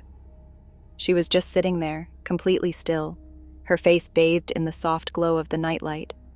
Something about the way she was staring at him sent a chill down my spine. I stepped back into the shadows, watching her. After what felt like forever, she stood up and left the room, silently disappearing into the darkness of the hallway. I didn't sleep much that night. The next morning, I couldn't shake the image of Rachel sitting by Ethan's bed, her expression so calm, almost calculating. I decided to do some digging. I went online and searched for anything I could find about Rachel, but there was nothing. No social media, no old photos, no records of her life before working as a nanny. It was as if she didn't exist outside of her job. Something wasn't right. I went back to the agency that had sent her to us, hoping to find more information. When I asked about her, the woman at the front desk gave me a strange look. "Rachel?" she repeated, flipping through their records. "I'm sorry, but I don't have anyone by that name on file." My heart skipped a beat. "That can't be right. She's been working for us for weeks." The woman shook her head. "I don't know how that's possible. We haven't placed anyone named Rachel with your family." A cold wave of dread washed over me. If Rachel wasn't from the agency, then where had she come from? Who was she? That night, I confronted Claire. "Something's wrong with Rachel," I said, my voice trembling. "The kids are forgetting things, important things, and I don't think Rachel is who she says she is." Claire looked at me, concern flickering in her eyes. "What are you talking about?" "I went to the agency. They have no record of her. It's like she doesn't exist." Claire's face paled. "But she's been so good with the kids." "I know," I said, my voice rising. "But I think she's doing something to them. She's making them forget. She's taking something from them." We decided to keep a close eye on Rachel, to watch her more carefully. But the more we watched, the more we realized that she wasn't just taking care of our children, she was slowly draining them of who they were. Ethan, who had once been so full of energy and curiosity, now spent most of his days staring blankly at the TV. Sophie, who used to love coloring and playing with her dolls, now sat silently in her room, her eyes dull and vacant. It was as if they were slipping away from us, piece by piece. One evening, After Rachel had put the kids to bed, I confronted her. "Who are you?" I demanded, my voice shaking with anger. "What are you doing to my children?" Rachel looked at me with those calm, empty eyes and smiled. "I'm here to help," she said softly. "No," I said, stepping closer, my fists clenched. "You're not helping. You're taking them away from us. They're forgetting everything, forgetting who they are." Rachel's smile never wavered. Children grow and change. Memories fade. It's all part of the process. I felt a surge of rage boil up inside me. "What are you?" I growled. "What are you doing to them?" For the first time, Rachel's expression flickered, and something dark passed behind her eyes. "They are becoming mine," she whispered, her voice cold and distant. "Their memories, their essence, it all belongs to me now." I backed away, horror gripping my chest. "No. They won't need the past where they're going," Rachel said softly, her smile widening. "They'll be free." That night, I told Claire everything. We didn't sleep. We stayed up, watching the kids' rooms, waiting for Rachel to make her move. Around midnight, we heard a faint noise, like whispering, coming from Ethan's room. We rushed inside, and there she was. Rachel stood by his bed, her hands hovering over him, her lips moving in silent incantation. Ethan lay still, his face pale and expressionless. "Get away from him!" I shouted, lunging toward her. Rachel turned to me, her eyes dark and empty, and for a brief moment, her true form flickered. A shadowy figure, hollow and cold, feeding on the memories of my son. I grabbed Ethan and pulled him from the bed, holding him close as Claire grabbed Sophie from the next room. Rachel watched us, her form shifting between the calm nanny we thought we knew and the dark entity she truly was. "You can't stop me," she whispered, her voice echoing in the room. "The children are mine." We left the house that night, driving as far away as we could. We never saw Rachel again, but the damage had already been done. Ethan and Sophie were never the same. Their memories, their childhoods, had been stolen, leaving them hollow, empty versions of the kids we once knew. And I can't shake the feeling that somewhere out there Rachel is waiting, searching for her next family, her next victims. The Mirror Nanny. When we first hired Marla, she seemed like the perfect fit for our family. After all, we were desperate. Between juggling work, taking care of our 2 children, Olivia and Ben, and trying to maintain some semblance of order in our lives, both my husband, James, and I were exhausted. The house was constantly a mess, and the kids' energy seemed to have no limits. We needed help, and when Marla came highly recommended by a trusted friend, we jumped at the chance to bring her into our home. Marla had an air of calm about her. She was in her early 30s, with a quiet, almost serene demeanor that instantly soothed the chaos that seemed to swirl around us. She spoke softly, with a slight accent I couldn't quite place, and she had the kind of presence that made you trust her implicitly. Her resume was impeccable, years of experience with children, glowing references, and a professional attitude that made her seem like the ideal nanny. Within the first few days, Marla worked miracles. Olivia, who was 6, adored her. Ben, who was only 4, followed her around the house like a shadow. The tantrums stopped. The nightly fights over bedtime disappeared. Marla seemed to have a gift when it came to the kids. I thought we'd hit the jackpot, but it didn't take long before small, strange things began to happen. At first, they were easy to dismiss. Minor quirks that I brushed off as nothing more than coincidences, until the mirrors started acting strange. The first time I noticed something was off, I was rushing to get ready for work. I was running late, as usual, and had just a few minutes to check on the kids before heading out the door. I passed by the full-length mirror in the hallway, the one just outside Olivia's bedroom, and something made me stop. In the reflection, I saw Marla standing by Olivia's bed, tucking her in. Nothing out of the ordinary, except Marla wasn't in the room. I had just passed her in the living room downstairs, reading a book to Ben. I turned around, glancing at the open bedroom door, and sure enough, the bed was empty. Olivia was still in the kitchen, finishing her breakfast.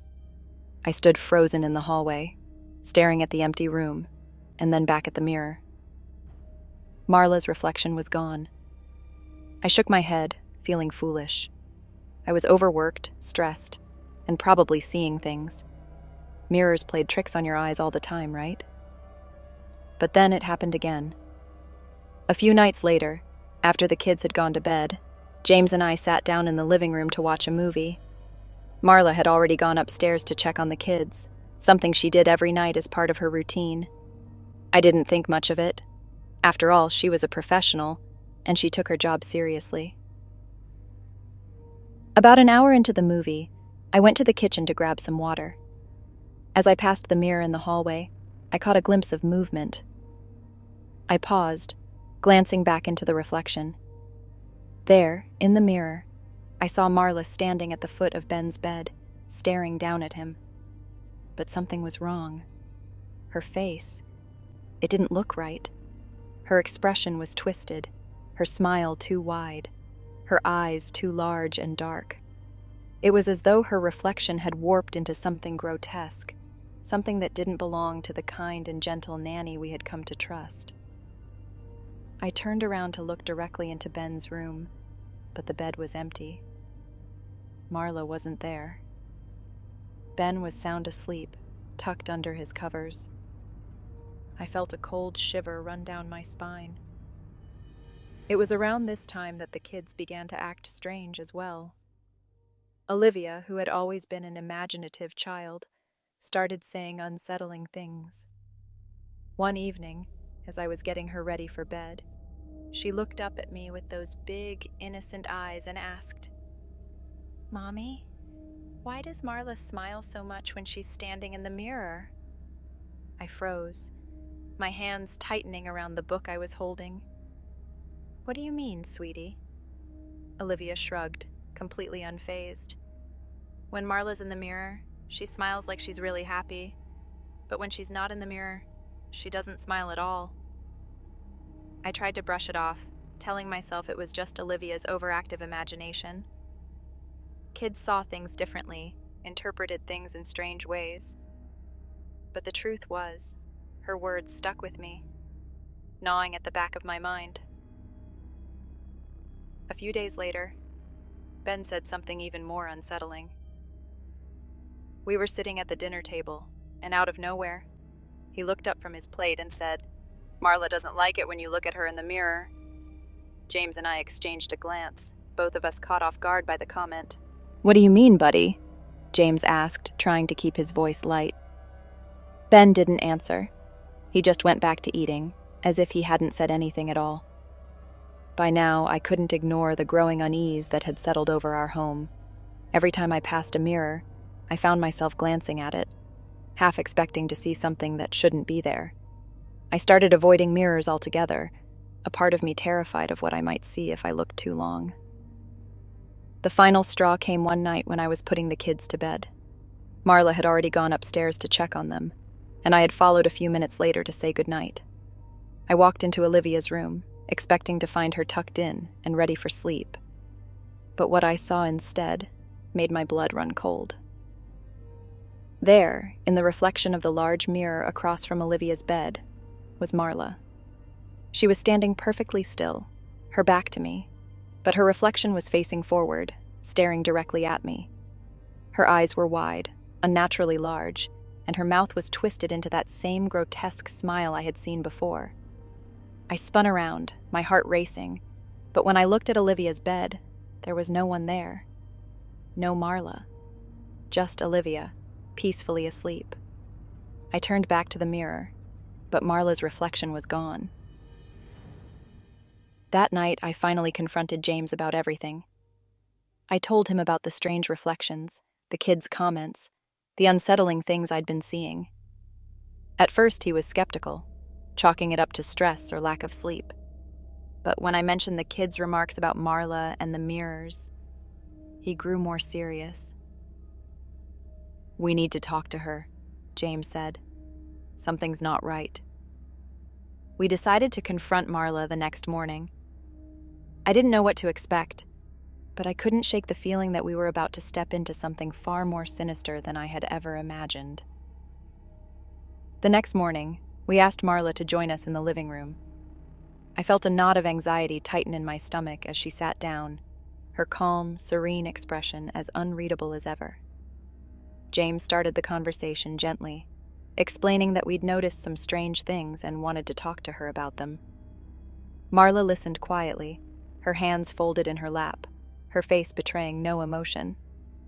But the more James spoke, the more I noticed something strange about her. Her reflection in the nearby mirror wasn't quite right. It was subtle at first, just a small delay in her movements. But as I watched, I realized that her reflection wasn't moving at all. While Marla sat in front of us, her reflection remained perfectly still, staring straight ahead with that unnatural smile on its face. "Marla," I said, my voice shaking, "what's going on with the mirrors?" She turned her head slowly toward me, her eyes dark and empty. "Mirrors show the truth," she said softly.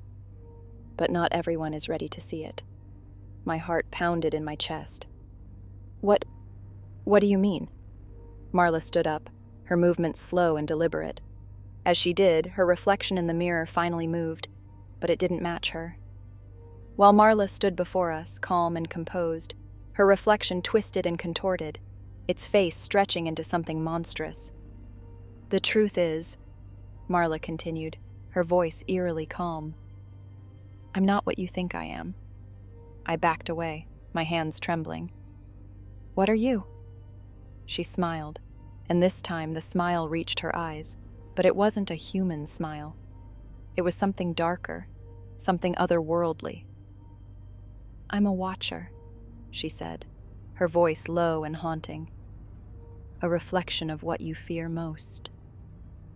And then, before our eyes, Marla's form began to shift. Her skin rippled, her features warping into something unrecognizable. Her reflection in the mirror twisted and contorted further, the monstrous figure grinning as its eyes locked onto mine. I screamed, grabbing James's arm as we backed away from her. But Marla, or whatever she had become, took a step forward. Her voice echoed in the room, hollow and chilling. "You let me in," she said, her smile widening. "Now I'm a part of you, a part of this house. You'll never be free of me." The mirrors around the room seemed to shimmer, and I could see them now. More reflections of Marla, or versions of her, standing in each one, their twisted faces watching us, grinning. We fled the house that day, taking only what we could carry. But as we drove away, I glanced in the rearview mirror and saw her standing in the driveway, smiling that same grotesque smile. And in the reflection of her standing there, I could see her other form, twisted, monstrous, and waiting for us to return. We never did. The eyes of the nanny. I don't know when things began to go wrong. Looking back, I try to pinpoint the exact moment when everything changed, but the truth is, it crept up on us slowly, quietly, like a shadow growing unnoticed in the corner of the room. By the time we realized something was wrong, it was already too late. The damage had been done, and our lives had spiraled into a nightmare. It all started with Emma. She came to us through a highly recommended nanny agency. Claire and I had been stretched thin trying to balance our careers with raising our two kids, Lucy and Jake. Lucy was 7 and Jake was 4, both at that age where they needed constant attention. Between school, soccer practice, and everything else, we were barely managing. We needed help, someone who could watch the kids during the day and maybe even lend a hand with the household chores. Claire found Emma, and after a brief interview, we agreed she was the right fit. She was in her mid-30s, tall, with long dark hair that always seemed perfectly in place. Her eyes were the first thing I noticed, though. They were striking, a pale grayish blue, almost too intense. I couldn't quite explain why they unsettled me. Maybe it was how they seemed to follow every movement, even when you thought she wasn't looking. Claire didn't notice. She was too relieved to have found someone reliable. Emma moved in a few days later, and our lives felt like they were finally under control. Or so we thought. From the beginning, Emma was efficient. She had a quiet, almost robotic way of handling things. Everything from making the kids' lunches to tidying the house was done with precision. She barely spoke, but when she did, her voice was soft, gentle, and somehow mesmerizing. Lucy and Jake seemed to fall in love with her instantly. They listened to her every word, which, if I'm honest, was a bit of a relief. I figured maybe we'd finally found someone who could keep our wild kids in check. But it didn't take long for things to start feeling off. It began with Lucy. One night, as we were sitting at the dinner table, I noticed she wasn't her usual talkative self. Normally, we'd have to tell her to quiet down because she'd talk non-stop about school or her friends. But that night, she was quiet. Too quiet. She just sat there, pushing her food around on her plate, her eyes occasionally flicking up to glance at Emma, who was sitting at the kitchen counter, watching us. "Everything okay, Lucy?" I asked. She nodded but didn't say a word. I figured maybe she was tired or just not feeling well. Claire didn't seem to notice. We finished dinner, and I brushed it off as a one-time thing, but it wasn't. Over the next few days, both Lucy and Jake became unusually subdued. They still played, but their laughter wasn't as loud or frequent. They were quieter around the house, more obedient, almost as if they were walking on eggshells. They'd stop mid-sentence and glance over at Emma, as if waiting for her approval before continuing. It was unsettling.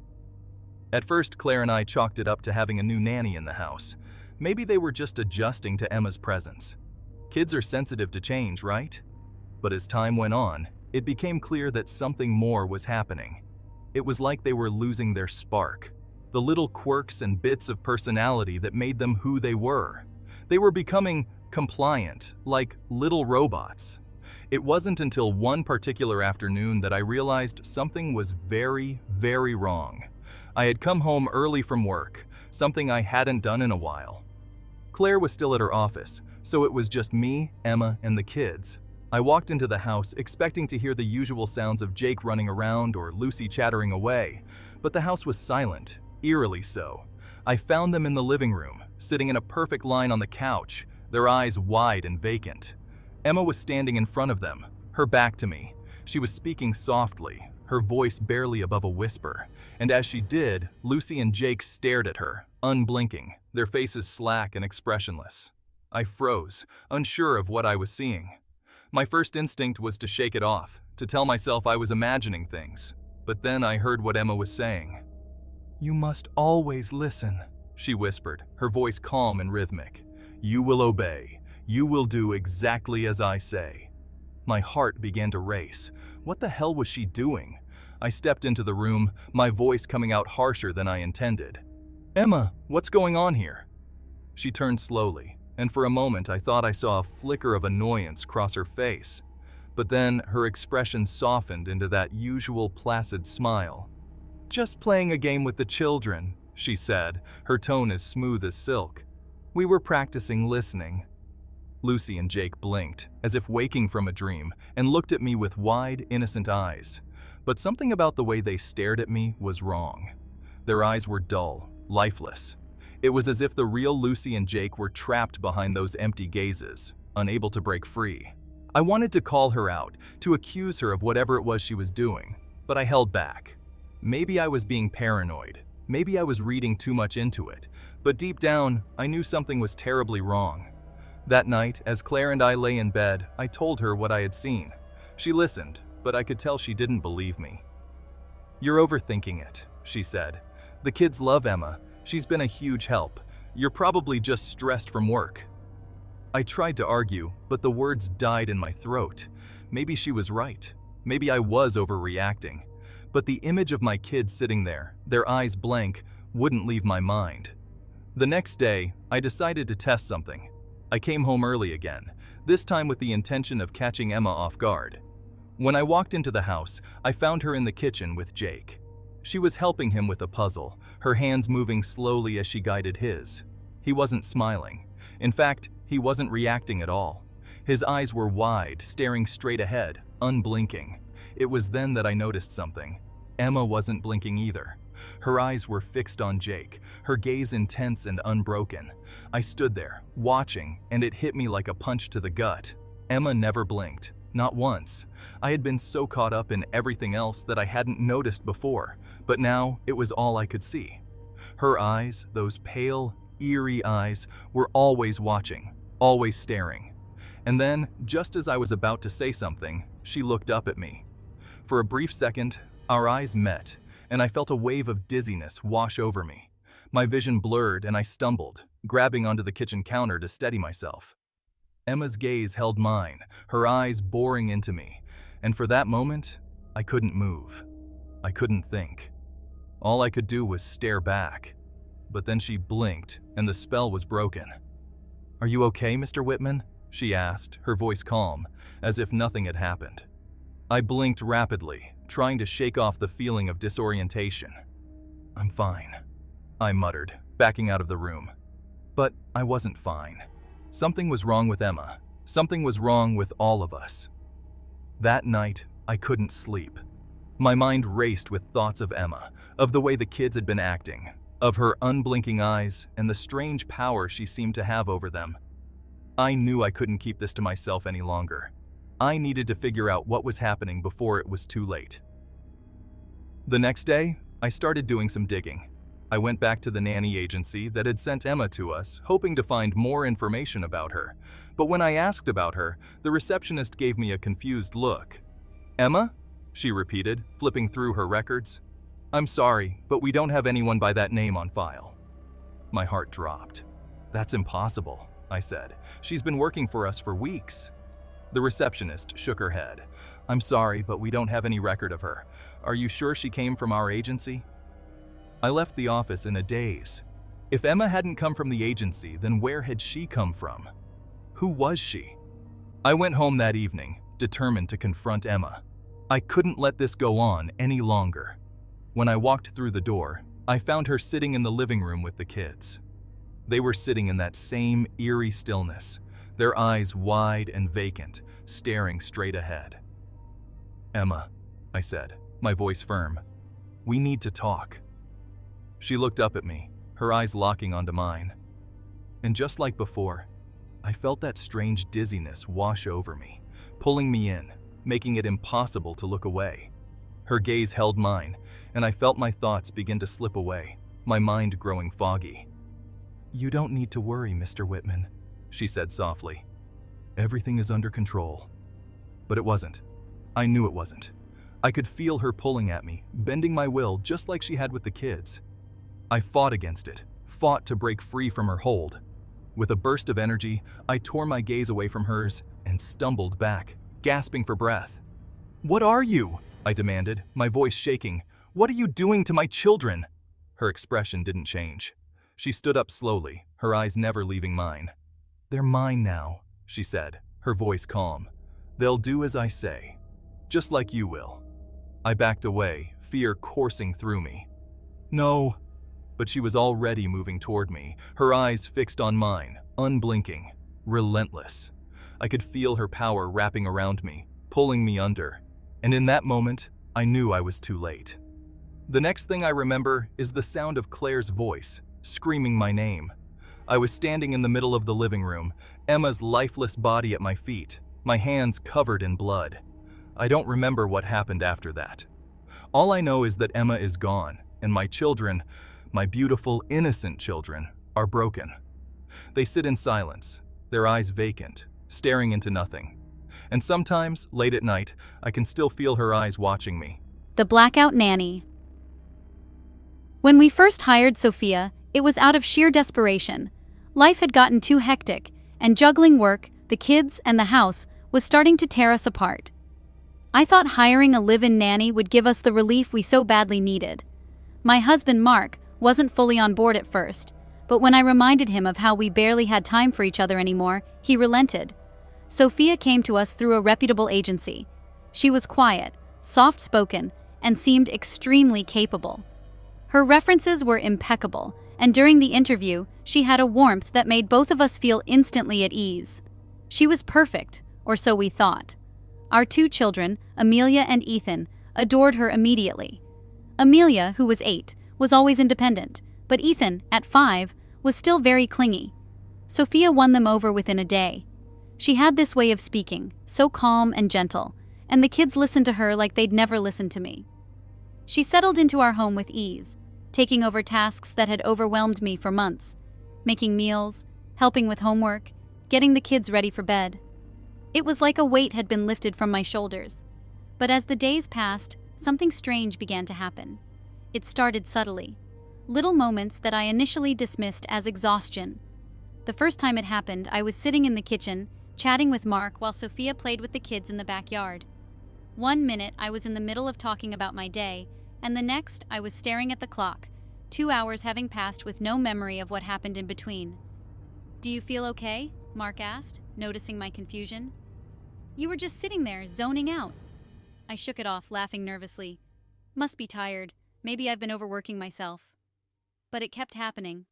One evening, I tucked the kids into bed and went to the living room to catch up on some reading. The next thing I knew, I was waking up on the couch, not the next morning, but 3 days later. My body felt stiff, my head pounding. I looked around, panicked, and found Mark sitting across from me, staring blankly at the TV. "Mark?" I said, my voice trembling. "What day is it?" He didn't respond for a moment, his eyes glazed over like he hadn't registered my question. "Wednesday," he finally mumbled. But it was Sunday. How did we lose 3 days?" My heart was racing, and my hands were shaking as I tried to make sense of it. Had I blacked out for that long? "I don't know," Mark said, rubbing his eyes. "It feels like we've just drifted." Something was deeply wrong, and I knew it wasn't just exhaustion anymore. Over the next few weeks, the blackouts became more frequent. Hours, sometimes days, would disappear, leaving both of us disoriented and confused. The kids, too, were starting to change. Amelia, once bright and full of life, became eerily quiet. She wouldn't play with her toys anymore, and her once vivid imagination seemed to have dulled into something mechanical. Ethan followed suit, growing more lethargic and strangely obedient. They never questioned Sophia, always responding to her commands instantly and without hesitation. "Sophia is nice," Amelia had said one evening, her voice flat and devoid of emotion.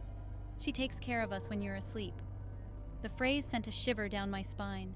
What did she mean by that? I hadn't been sleeping all those times, had I?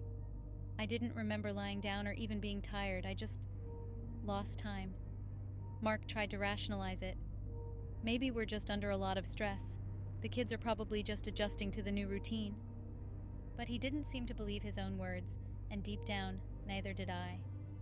One night, I woke up in a different room. I had gone to bed with Mark, but when I opened my eyes, I was in Amelia's room, sitting in the rocking chair by her bed.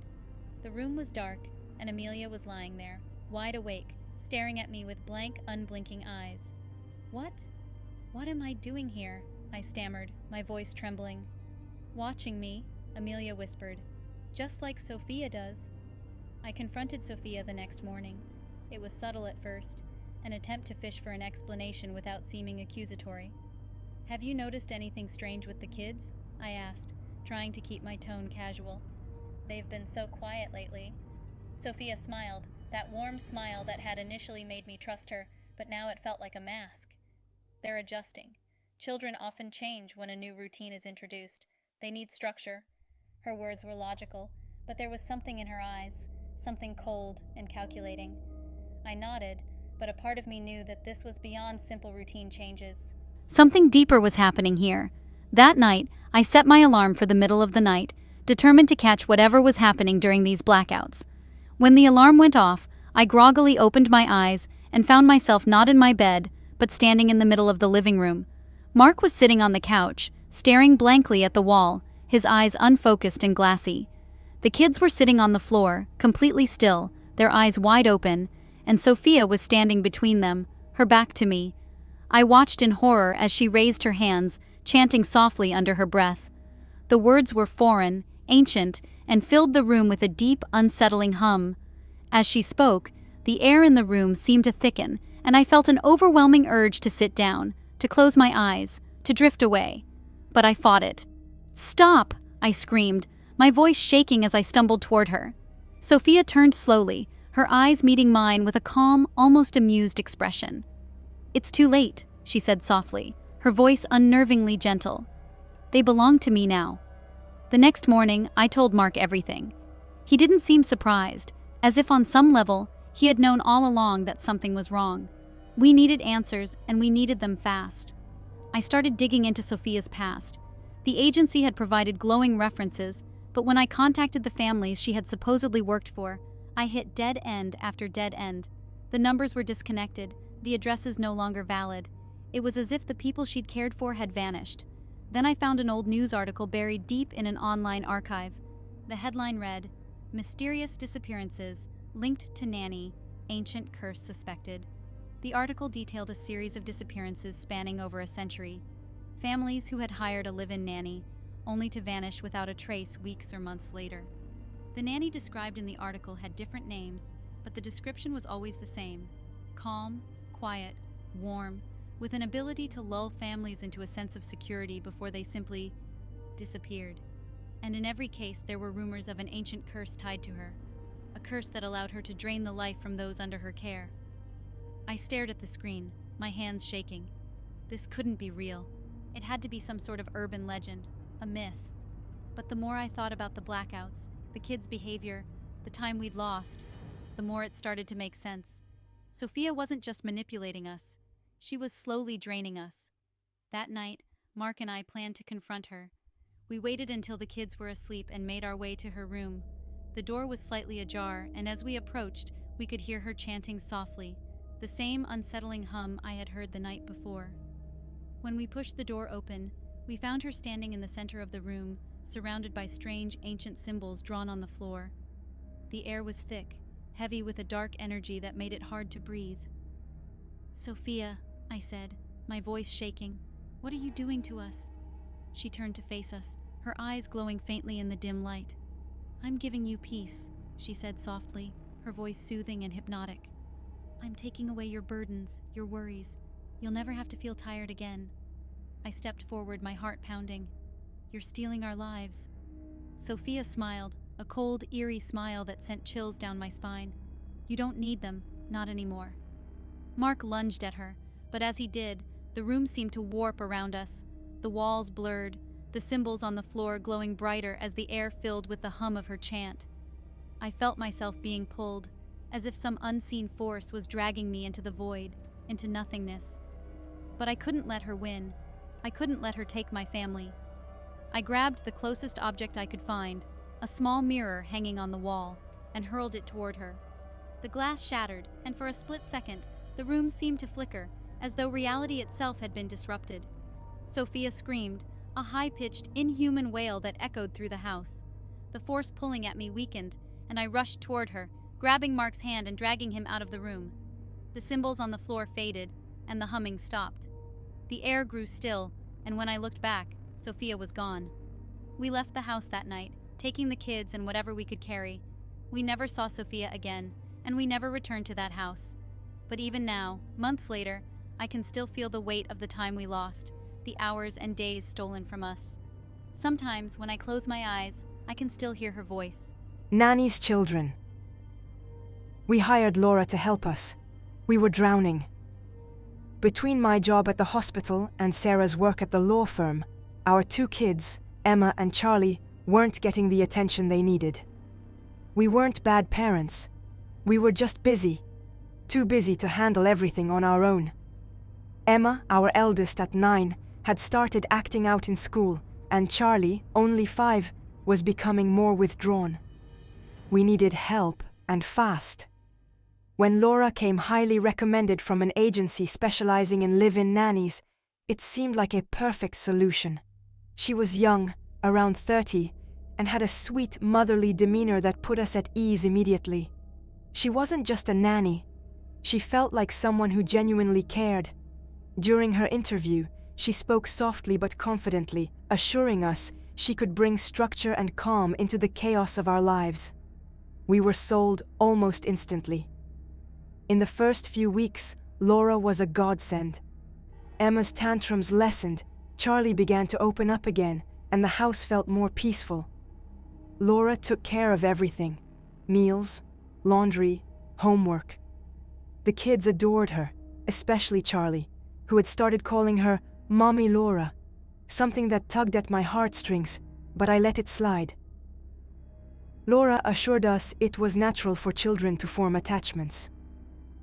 "Children need stability," she said with that warm, understanding smile. "I'm happy to provide that for them." It was what we had needed, but soon it became clear that things weren't quite as perfect as they seemed. At first it was subtle, little things that were easy to overlook. Laura began to establish new rules for the children. At dinner, she insisted on total silence, no talking unless spoken to. This was strange for us, as we were always a chatty family during meals, but Laura explained that order at the table creates calm minds. We accepted it, figuring she knew what was best for the kids, but it wasn't just dinner. Over time, her rules became stricter, more rigid. The children were no longer allowed to play freely outside. Instead, Laura insisted on scheduled, supervised playtime, where she dictated what they could and couldn't do. Emma, always a creative spirit, had her books and art supplies replaced with worksheets. Structured activities, Laura called them, meant to focus Emma's energy.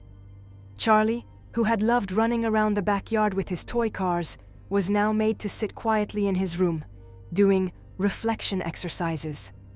When I asked Laura about the sudden change, she assured me that it was part of her approach to create calm, well-behaved children. "Children thrive with discipline," she said, her smile never wavering. But the children weren't thriving.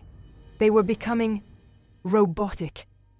Emma stopped drawing entirely, and Charlie no longer laughed or played like he used to. When I tried to talk to them about it, they would only respond in short, emotionless sentences.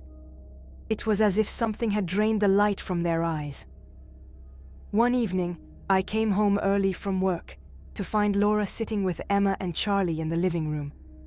They were sitting perfectly still, hands folded in their laps, staring ahead as Laura spoke to them in a low, steady voice.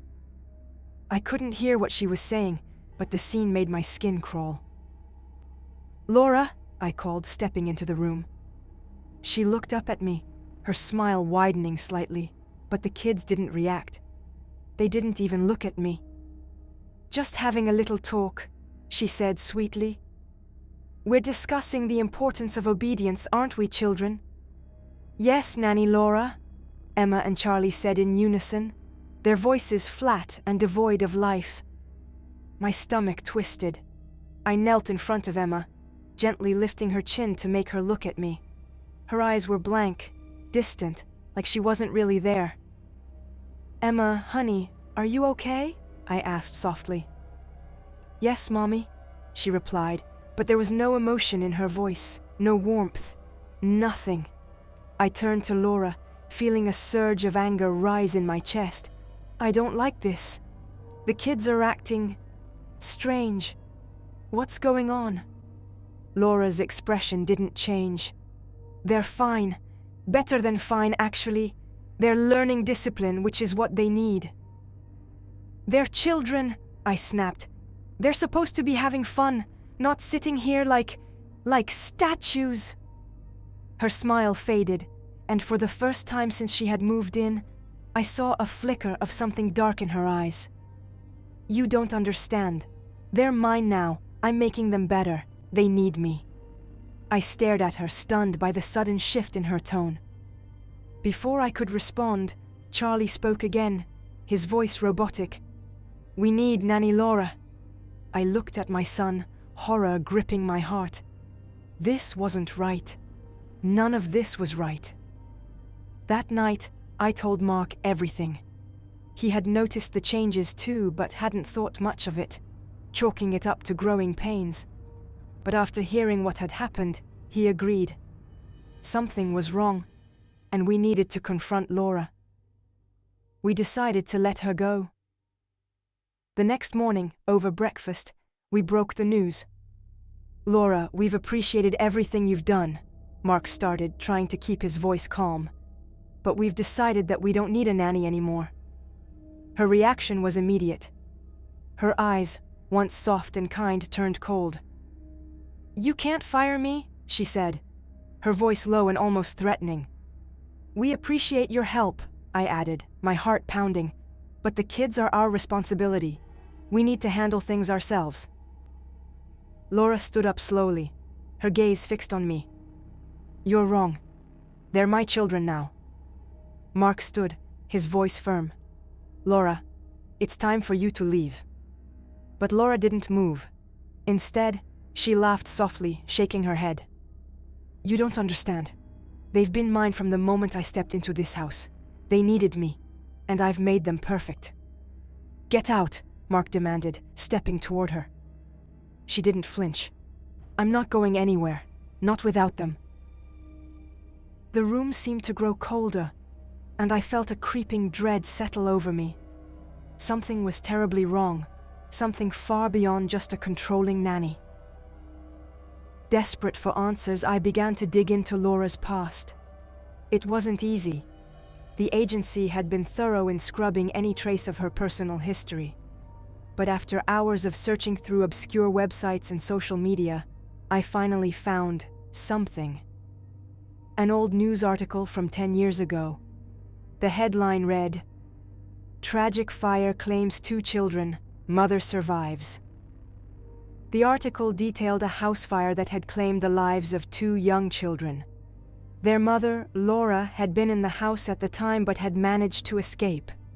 She had tried to save them, but by the time the fire department arrived, it was too late.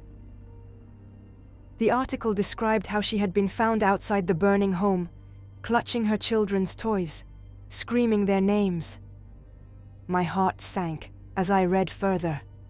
After the tragedy, Laura had disappeared, her grief consuming her. And now she was here, in our home, trying to replace the children she had lost. Armed with this knowledge, I confronted Laura again, this time with Mark by my side.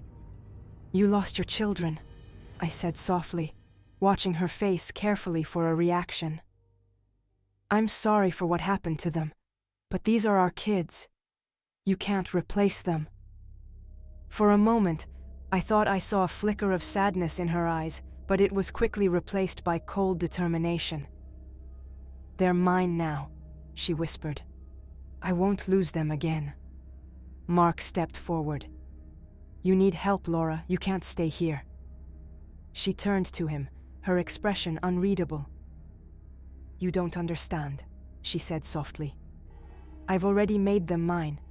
You can't take them from me. And then, before we could react, Laura did something that will haunt me for the rest of my life. With a single fluid motion, she grabbed a knife from the kitchen counter and turned toward the kids, who had been standing silently in the doorway. Her eyes were wild, desperate, as she moved toward them, her voice rising in a manic chant. They'll be with me forever, she cried. No one can take them from me. Mark lunged at her, knocking the knife from her hand just as she reached for Charlie. They struggled, and in the chaos, the knife clattered to the floor. I grabbed it, my heart racing, and with a surge of adrenaline, I pinned Laura to the ground. She fought against us, screaming about how the children were hers, how she would never leave them. But we managed to hold her down until the police arrived. Laura was taken away that night, but the damage had already been done. The children, once full of life, were changed forever. It took months of therapy, of gentle coaxing to bring even a fraction of their old personalities back. But something inside them had shifted. They were never the same, and neither were we. Every night, as I lie in bed, I can still hear Laura's voice echoing in my mind. They're mine now. In some ways, I think she was right. No matter how much time passes, a part of them will always belong to her. The Pale Nanny. When we first hired Eliza, she seemed perfect. The agency had nothing but glowing recommendations about her, And when she arrived at our home, it was as if the chaos in our lives immediately calmed. We were overworked parents, both trying to manage demanding careers while raising two young children, Lily and Jack, who were 6 and 4. Between school drop-offs, after-school activities, and trying to keep the house in some semblance of order, we were burning out fast. Eliza arrived on a crisp autumn afternoon, standing on our doorstep with a polite smile and a demeanor that radiated warmth. She was petite, with long, dark hair tied into a neat bun, and her clothes were simple but immaculate. But there was one thing we both noticed right away. Her skin was pale. Not the kind of pale from lack of sun, but a strange, ghostly paleness that made her seem almost too perfect. Her complexion reminded me of fine porcelain, smooth and without a single blemish. "It must be her genetics," I whispered to Tom as we watched her greet the children. "Or maybe she spends all her time indoors." He nodded, shrugging it off. "As long as she's good with the kids, who cares?" At first, Eliza was everything we needed. She was calm and collected, never raising her voice, no matter how wild the children got. Lily and Jack were rambunctious by nature, but they took to Eliza with ease. Jack, in particular, was more attached to her than I'd ever seen him with anyone. He'd follow her around the house, clinging to her leg, and she'd always respond with the same soft smile and soothing voice that made me feel like we'd finally found someone who could bring peace to our chaotic lives. But there was something about Eliza that unsettled me. The first odd thing I noticed was how cold her skin was. It happened one afternoon when I reached out to touch her arm while handing her a dish in the kitchen. The moment my fingers brushed her skin, a jolt of cold shot through me, like I had touched ice. I instinctively pulled back, surprised. "Are you cold?" I asked, my voice filled with concern. Eliza looked at me, her expression neutral, with that ever-present soft smile. "No, Mrs. Thompson, I'm perfectly fine." I laughed awkwardly, trying to dismiss the chill that lingered on my fingertips. "You're freezing," I said with a grin. But she didn't respond, simply turned back to her task as if nothing had happened. The kids, too, began to mention things. At dinner one evening, Jack looked up from his plate, his little brow furrowed. "Mom, why is Eliza so cold all the time?" he asked. I glanced at Tom, who gave me a raised eyebrow, clearly not thinking much of it. "That's silly," I replied with a smile, trying to keep the mood light. "Maybe she's just cooler because of the air conditioning," Lily chimed in. "But she's always cold, and when she touches me, it makes me feel all shivery." Tom chuckled and ruffled Lily's hair.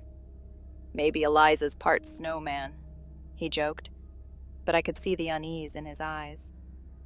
We were both trying to shrug it off, but the kids were insistent. As the days passed, the children's comments about Eliza's coldness grew more frequent. I would hear them whispering to each other at night, their little voices filled with apprehension. "Do you think she sleeps?" Lily asked Jack one evening when I was tucking them into bed.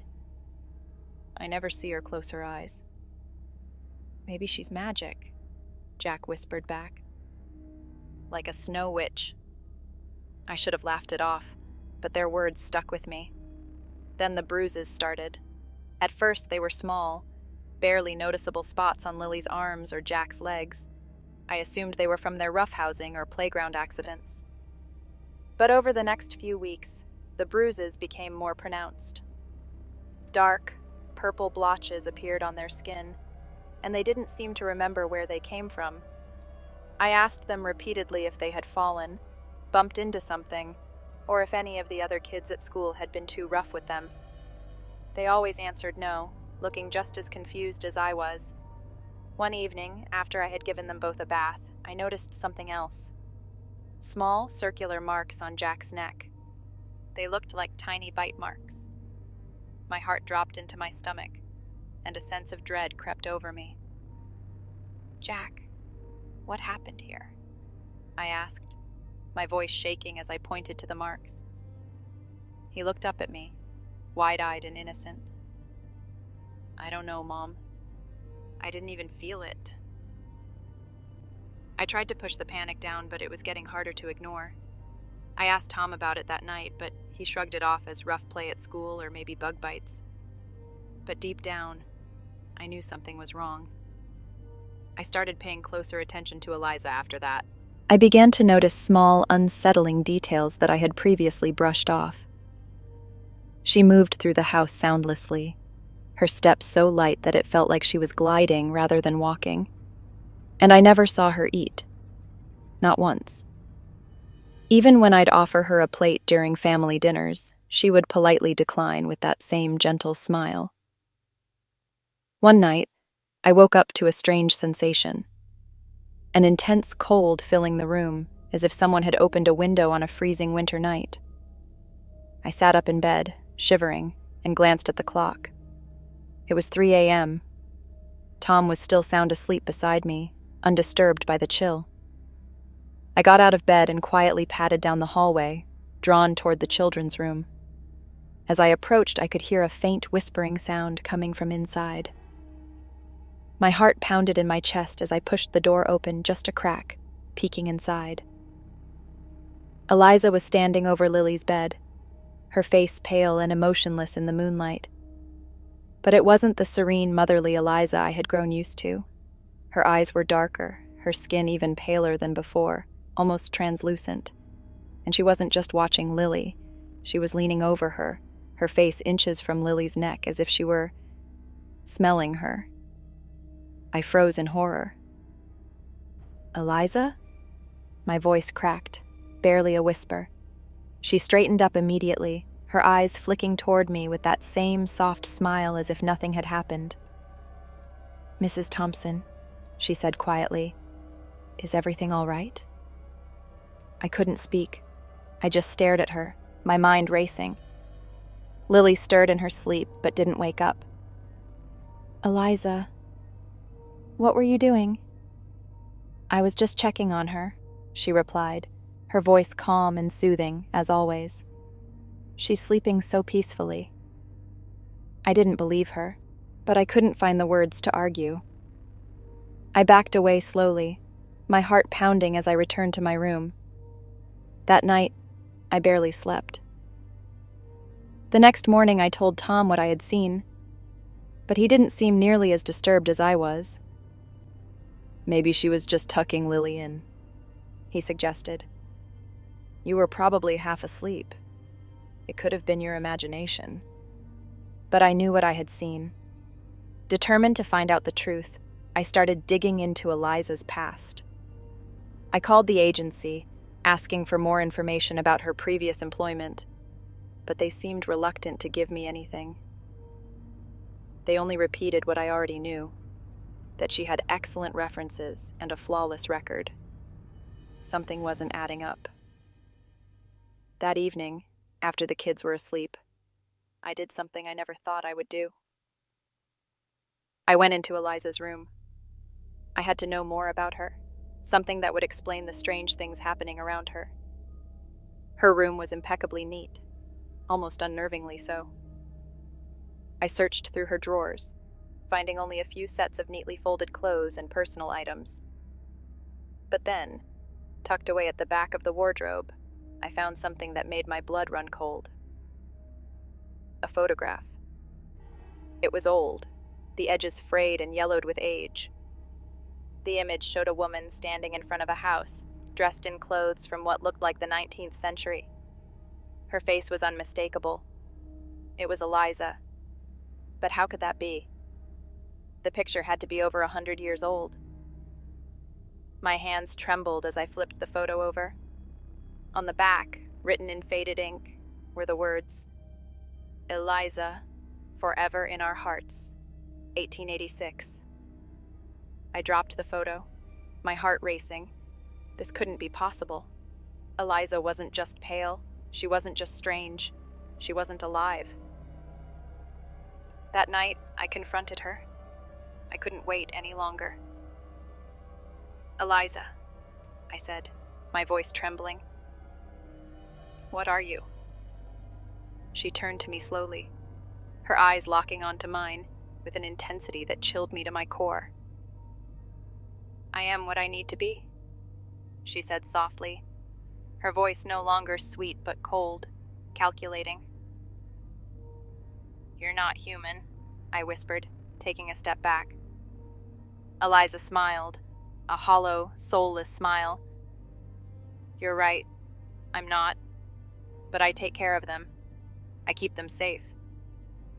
"You're hurting them," I said, my voice breaking. "The bruises, the bite marks. You're feeding on them." Her smile faded, and for the first time, I saw something like sorrow flicker across her face. "They are mine," she said softly. "I need them." I shook my head, backing away in horror. "No, they're not yours. They're mine." Eliza's eyes darkened, her expression hardening. "Not anymore." That night, we fled the house, taking the children with us. We never looked back, never returned. But even now, months later, I still feel her presence.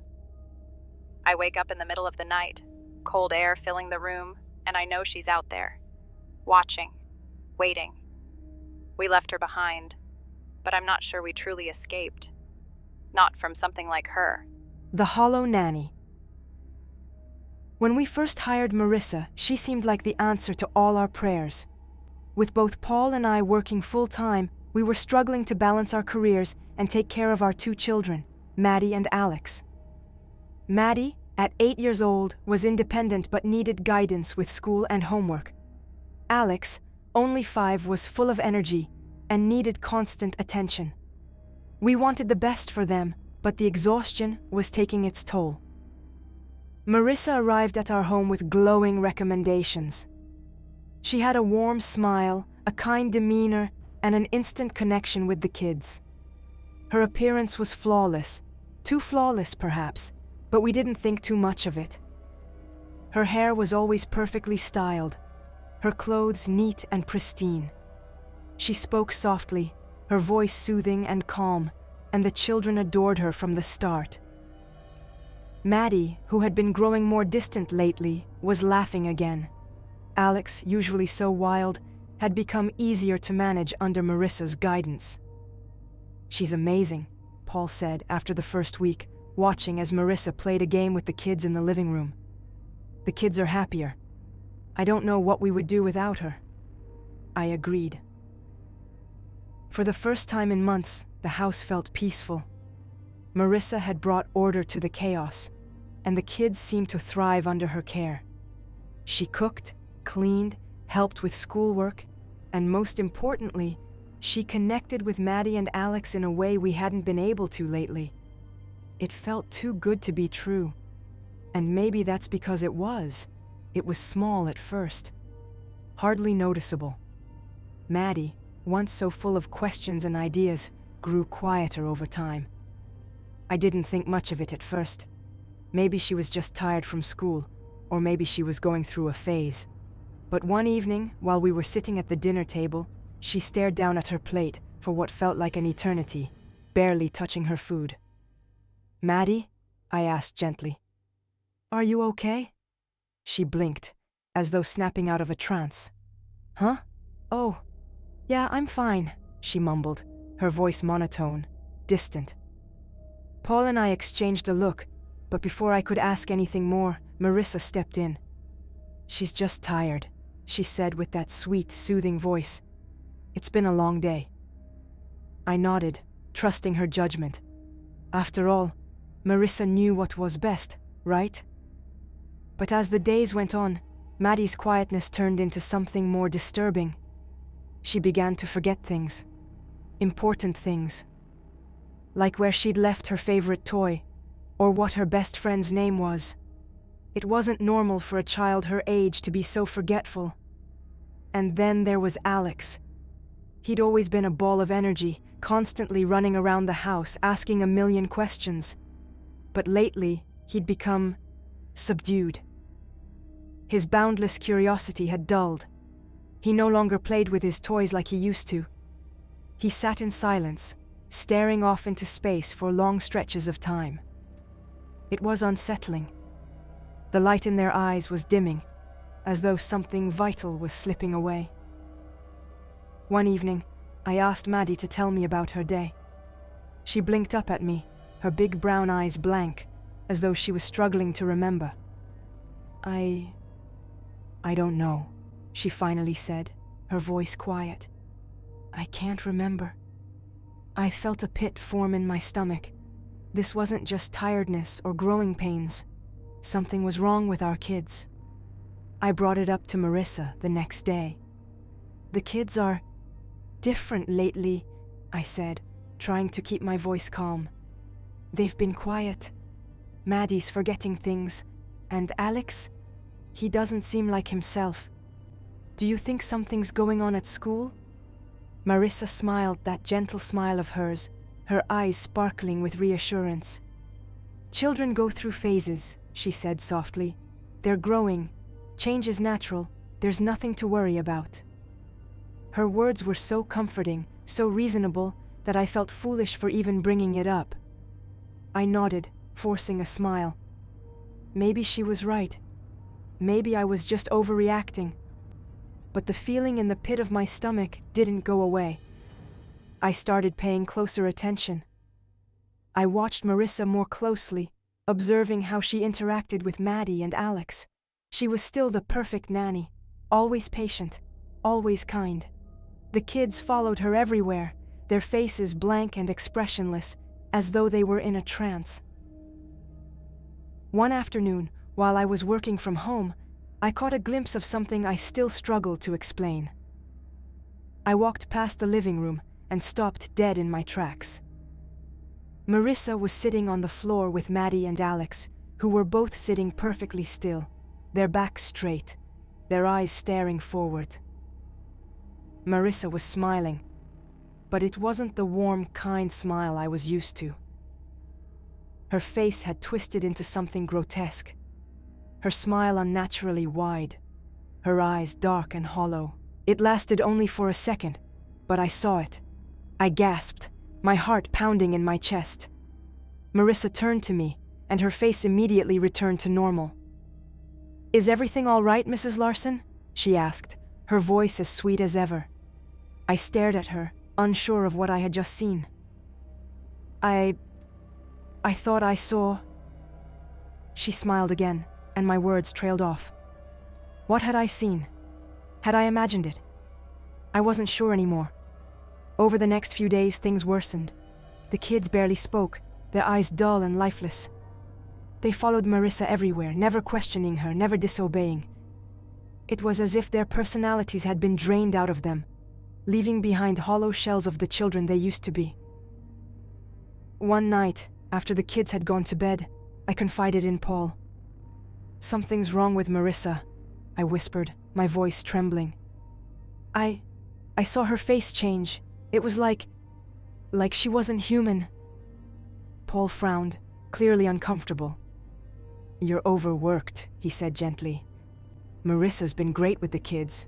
You're probably just stressed." "No," I insisted, shaking my head. "The kids are different, Paul. They're not themselves. It's like she's draining them." Paul looked at me, concern etched on his face. "Do you want to fire her?" he asked, his voice hesitant. I paused, the weight of the decision settling over me. I wanted to say yes, but something stopped me. The idea of confronting Marissa, of telling her to leave, filled me with a strange sense of dread. It was as if a part of me was terrified of what she might do if we tried to send her away. "I don't know," I whispered, "but something's not right." The next day, I decided to do some digging. I called the agency that had sent Marissa to us, asking for more information about her past jobs. But when I mentioned her name, there was a long pause on the other end of the line. "I'm sorry, Mrs. Larson," the woman finally said, "but we have no record of anyone named Marissa working for our agency." My blood ran cold. What do you mean? She's been with us for weeks. We hired her through you. There must be some mistake, the woman said, her voice filled with confusion. We've never sent anyone by that name. I hung up the phone, my hands shaking. Who was Marissa? If she hadn't come from the agency, where had she come from? That night, after the kids went to bed, I waited until the house was quiet. I had to know the truth. I crept downstairs and made my way to Marissa's room, my heart pounding in my chest. I knew I shouldn't be doing this, but I had no other choice. Her room was tidy, almost unnervingly so. I searched through her belongings looking for any clue, any piece of information that could explain who she really was. But there was nothing. No identification, no personal items, nothing to suggest that Marissa was even a real person. And then I found the journal. It was hidden in the bottom of her dresser, tucked beneath a pile of neatly folded clothes. I opened it, my hands trembling, and began to read. The entries were disturbing. They detailed her time with other families, other children. The words were cold and detached, describing how she had taken the children's essence, how she had drained them of their memories, their personalities, leaving them hollow and empty. My stomach churned as I read the final entry, dated just days before she had arrived at our home. The Lawson children are next. They will be mine soon. I dropped the journal, my heart racing. I had to get the kids out of here, now. I rushed upstairs to Maddie and Alex's room, flinging the door open. But when I saw them, my heart broke. They were sitting on the floor, just as they had been in the living room, their eyes blank, their faces expressionless. Marissa was standing over them, her face twisted into that grotesque smile, her eyes dark and empty. "You're too late," she whispered, her voice filled with malice. "They're mine now." I tried to scream, but no sound came out. I lunged toward the children, but my legs felt like lead, as if some invisible force was holding me back. Marissa laughed, a cold, hollow sound that echoed through the room. "They're hollow now," she said softly. "Empty, just like the others." I collapsed to the floor, my vision blurring with tears. "No," I whispered. "No, please." But it was too late. The light in Maddie and Alex's eyes was gone, and I knew deep down that they were lost to me forever. We never saw Marissa again. She disappeared that night, leaving behind only the hollow shells of our children. And every night as I sit by their beds, hoping for some sign of life, I can still hear her voice echoing in my mind. They're mine now. The Puppet Nanny. When we first hired Veronica, it felt like a miracle. Our two boys, Dylan and Max, had been running us ragged for months. At 7 and 5 years old, they had endless energy, constantly bouncing off the walls and ignoring any attempt we made to impose rules. Every night, the house descended into chaos, with broken toys, screaming matches, and tears. Often mine and my husband Mike's. We loved our children deeply, but we were worn out. Mike was the one who found Veronica, and she came highly recommended from an elite agency. From the moment she stepped into our home, she exuded calm authority. Tall, slender, with perfect posture and a composed, almost statuesque face, Veronica was a picture of serenity. Her dark flowing hair was always neatly tied back, and she dressed impeccably, her pale skin almost glowing under the soft lighting of our living room. "Mrs. Davis, Mr. Davis." She greeted us with a polite nod and an air of quiet confidence. "I assure you, by the time I'm done, your children will be perfectly well behaved." And that was exactly what we needed. We were desperate for someone who could get our boys under control. After all, we had tried everything: rewards, punishments, schedules, but nothing worked. If Veronica could succeed where we had failed, we were more than willing to let her try. The first week passed without incident, and the change in our boys was immediate. Veronica wasted no time setting rules and implementing her methods. They were strict, harsher than anything Mike and I had ever used, but they worked. Dylan and Max stopped arguing at the dinner table, they cleaned up their toys without being told twice, and bedtimes went from being a battle to something I could hardly believe. The boys went to bed without so much as a peep. Mike was thrilled. "I told you she'd be great," he said, smiling as we sat in the newly quiet living room, the boys already asleep upstairs. "She's firm, but they clearly needed that." I nodded, but something about Veronica's methods bothered me. She didn't seem to just discipline the boys, she controlled them. When she spoke, it was as if they couldn't disobey, like they were compelled to follow her commands. And though I appreciated the quiet, there was something unnerving about how quickly they complied. I brushed off my unease, convincing myself I was being paranoid. After all, Veronica was doing exactly what we'd hired her to do. She was making our lives easier. But as the days passed, the feeling that something was wrong grew harder to ignore. It started with the way the boys began to act around her, not just obedient, but unnaturally still. One evening, I walked into the living room to find Dylan and Max sitting on the floor, their backs unnaturally straight, their eyes wide and vacant, as Veronica stood in front of them, her hands moving in delicate motions as if directing them. "Good boys," she said softly, her voice soothing but cold. "You will always listen to me." I felt a chill run down my spine. "What's going on here?" I asked, forcing a smile to hide the growing unease inside me. Veronica turned to me, her face perfectly composed. "We're practicing discipline, Mrs. Davis. The boys are learning how to sit quietly and follow instructions."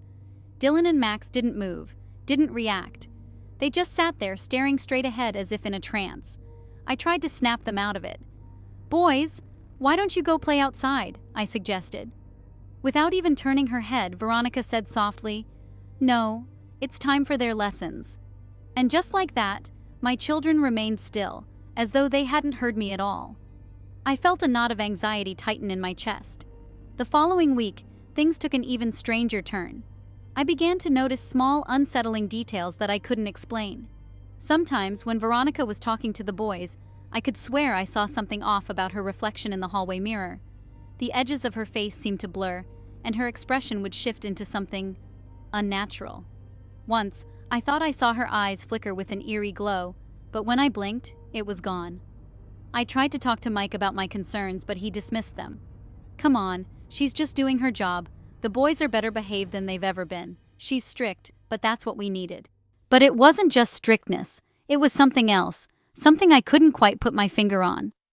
One night, I woke up in the middle of the night, feeling an inexplicable urge to check on the boys. I tiptoed down the hallway, careful not to wake Mike, and pushed open their bedroom door. My heart nearly stopped. Veronica was standing at the foot of their beds, her long fingers moving in strange, delicate motions in the air. Dylan and Max lay perfectly still, their eyes open but unseeing, their bodies completely rigid. It was as though they were puppets, held in place by invisible strings. "Veronica?" My voice came out in a choked whisper. She didn't flinch. Slowly, she turned her head toward me, her eyes gleaming in the moonlight. For a split second, her face twisted into something inhuman, her features distorted, her smile stretched too wide, and her eyes gleamed with something dark and malevolent. "They're learning," she said softly, her voice carrying an otherworldly echo. "Soon, they'll be perfect." I couldn't move. My legs felt like they were cemented to the floor. It was only when she turned back to the boys that I managed to tear myself away, rushing back to my room. My heart was pounding in my chest, and my thoughts were racing. This wasn't right. She wasn't right. The next morning, I told Mike everything. I expected him to laugh it off again, but this time, he looked concerned. "That does sound strange," he admitted. "Maybe we should ask her to leave." That day, after the boys were at school, Mike and I sat down with Veronica. She was as calm as ever, her face serene and unreadable. "We appreciate everything you've done," Mike began, "but we've decided that we don't need your services anymore." Veronica's smile didn't falter. "You don't understand, Mr. Davis," she said quietly. "The boys are still learning. They need me." "No," I said, my voice firm despite the growing fear gnawing at me. "We're their parents. They don't need you anymore." Her expression darkened, her eyes narrowing as she slowly rose to her feet. "I think you'll find that they do." And with that, she left the room, walking upstairs without another word. Mike and I exchanged a worried glance before following her. When we reached the boys' room, we found them standing in the center of the room, their bodies stiff, their eyes blank. Veronica stood behind them, her hands raised like a puppet master controlling marionettes. "They belong to me now," she whispered, her voice a hiss of venom. "They will always belong to me." We tried to move, to rush toward the boys, but we couldn't. Our bodies felt heavy, our limbs frozen in place. It was as though she had us under the same spell. Veronica's face began to change again, twisting into something monstrous. Her once human features stretched and distorted, her mouth opening wider than it should, revealing rows of sharp teeth. Her eyes glowed with a fiery light as she lifted her hands, pulling invisible strings. Dylan and Max's bodies jerked unnaturally, moving in sync with Veronica's twisted motions. My heart shattered as I realized they were no longer in control of their own bodies. My babies were puppets in her hands. "We need to run," I screamed to Mike, but it was too late. The moment we tried to break free, the air around us grew heavy, suffocating us with an unseen force.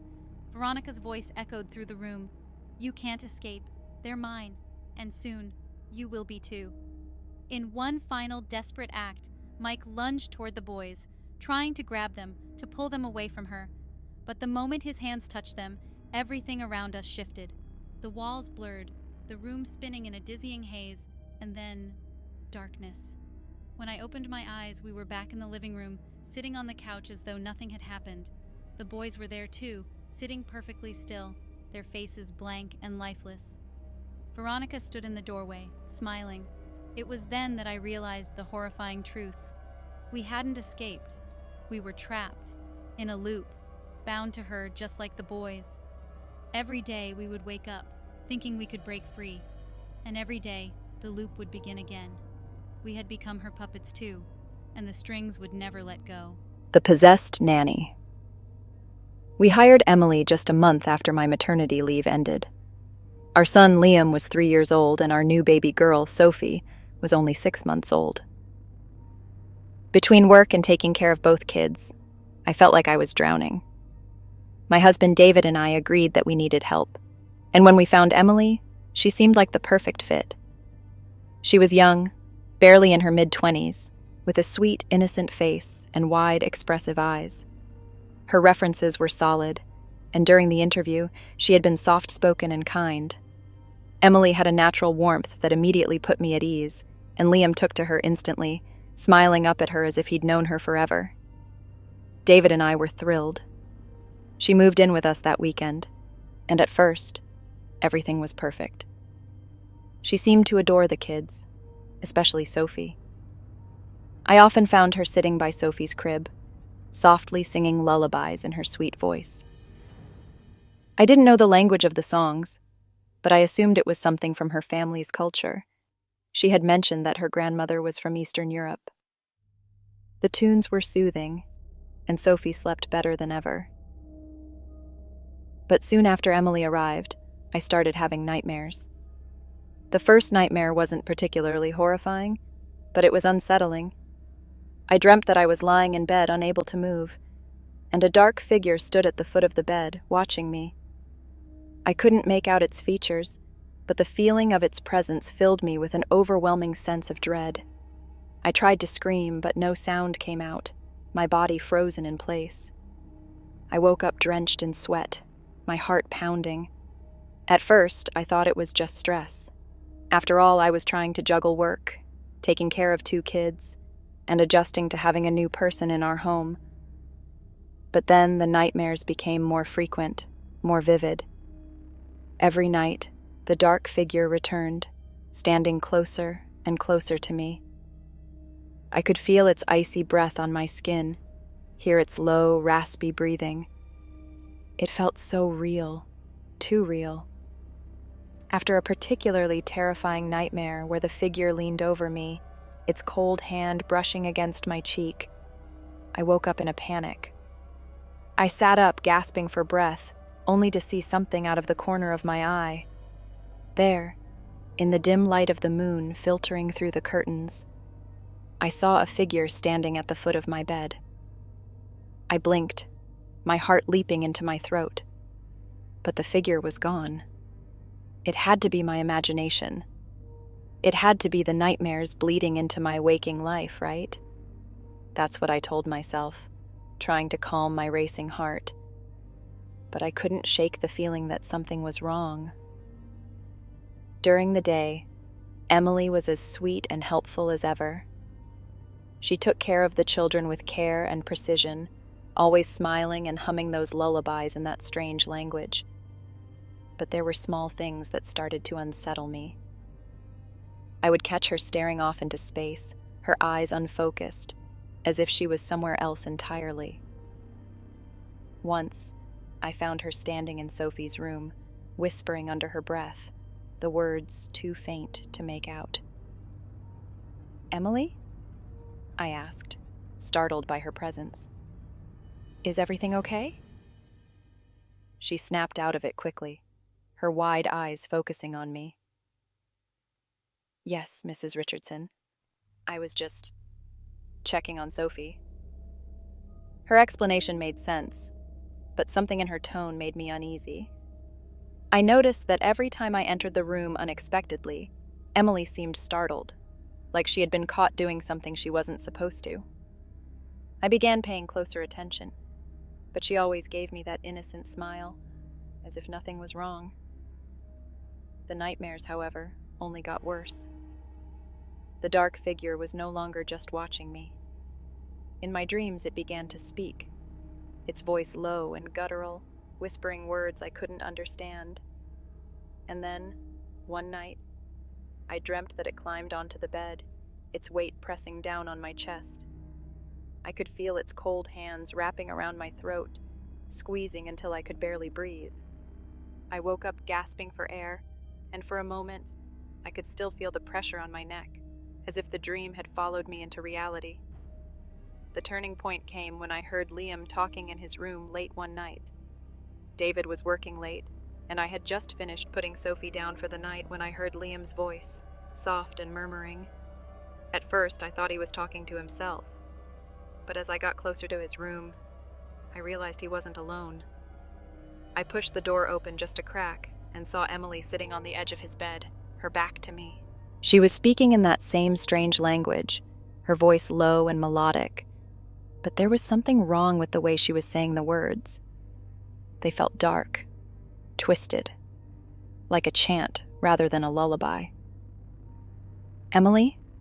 I said, stepping into the room. She jumped, turning toward me with wide eyes. "Mrs. Richardson," she said, her voice shaky. "I was just comforting him. He had a bad dream." Liam looked up at me, his eyes half-lidded, as if he was barely awake. "Mommy, Emily was talking to someone." A chill ran down my spine. "Who were you talking to?" I asked, my voice trembling. Emily smiled, but it didn't reach her eyes.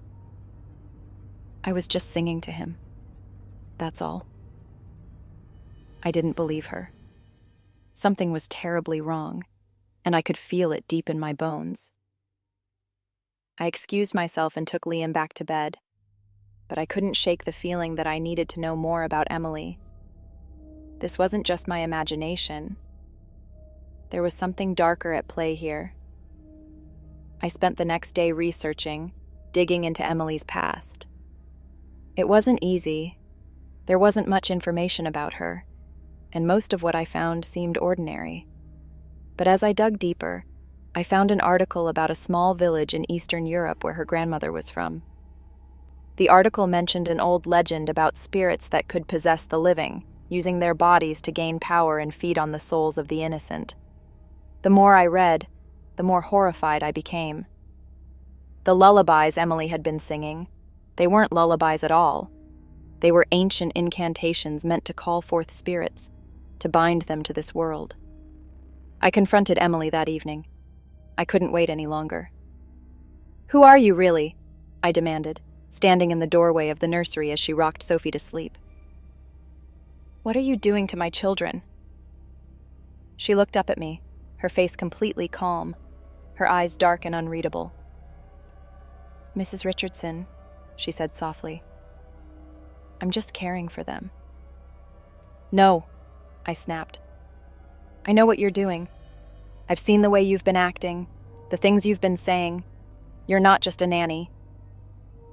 For a moment, her expression flickered, something dark and sinister flashing behind her eyes. "You don't understand," she whispered, her voice low and dangerous. "I'm here for her." My heart pounded in my chest. "For who?" She stood up slowly, cradling Sophie in her arms. "The spirit," she said, her voice taking on a deeper, guttural tone. "It wants her, and I'm its vessel." The next moments passed in a blur of terror. Emily's face contorted, her features twisting into something unrecognizable. Her eyes glowed with a sickly yellow light, and her mouth opened unnaturally wide as she began chanting in that same eerie, ancient language. I lunged toward her, trying to grab Sophie, but an invisible force slammed into me, knocking me back against the wall. I gasped for breath, my body paralyzed as Emily advanced toward me, her smile wide and menacing.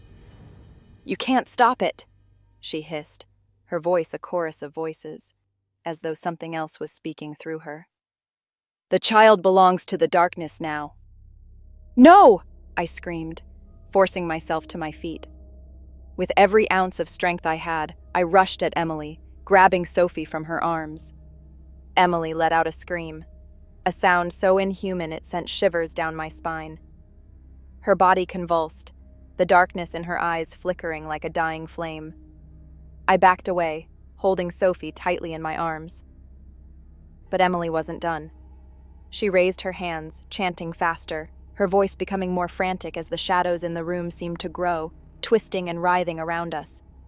In a final, desperate act, I grabbed the closest thing I could find, a silver cross that had been hanging on the wall since Sophie was born. I held it out toward Emily, and for the first time fear flickered in her eyes. "No!" she shrieked, backing away as the cross glowed faintly in the dim light. The shadows around her began to dissipate, and with one last scream, she collapsed to the floor. The light in her eyes faded, and her body lay still. I stood there trembling, clutching Sophie to my chest as the room fell silent. Emily was gone, but the terror she had brought into our home would never leave. Even now, months later, I can still feel the darkness lingering in the corners of the house, waiting for another chance. The Doppelgänger Nanny. I've always been a skeptic. In my line of work, you can't afford to believe in things that don't make sense. I run a tech company where everything is measured by logic, data, and hard facts. But nothing could have prepared me for the events that unfolded after we hired Emma.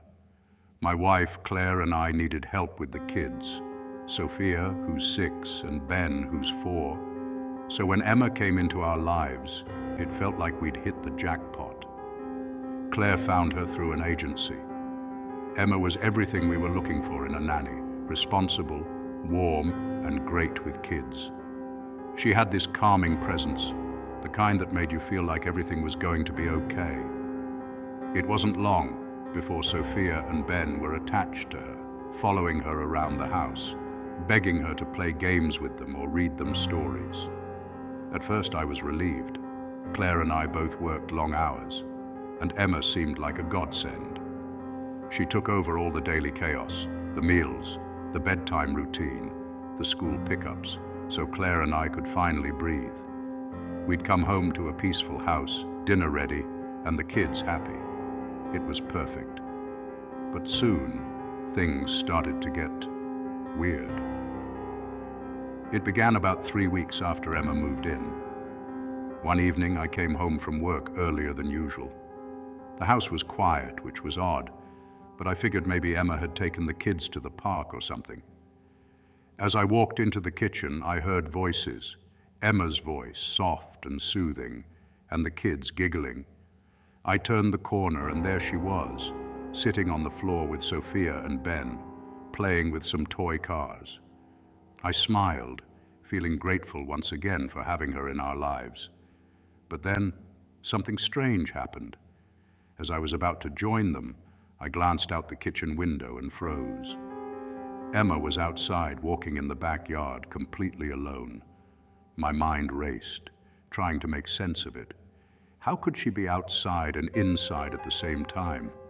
I blinked, rubbing my eyes, certain that I was just seeing things. When I looked back into the kitchen, Emma was still sitting there with the kids, her back to me, oblivious to my presence. I quickly glanced outside again, but the backyard was empty now. The figure I'd seen had vanished. I tried to shake it off. Maybe I was just tired, overworked. Maybe the light had played tricks on me. But the more I thought about it, the more uneasy I became.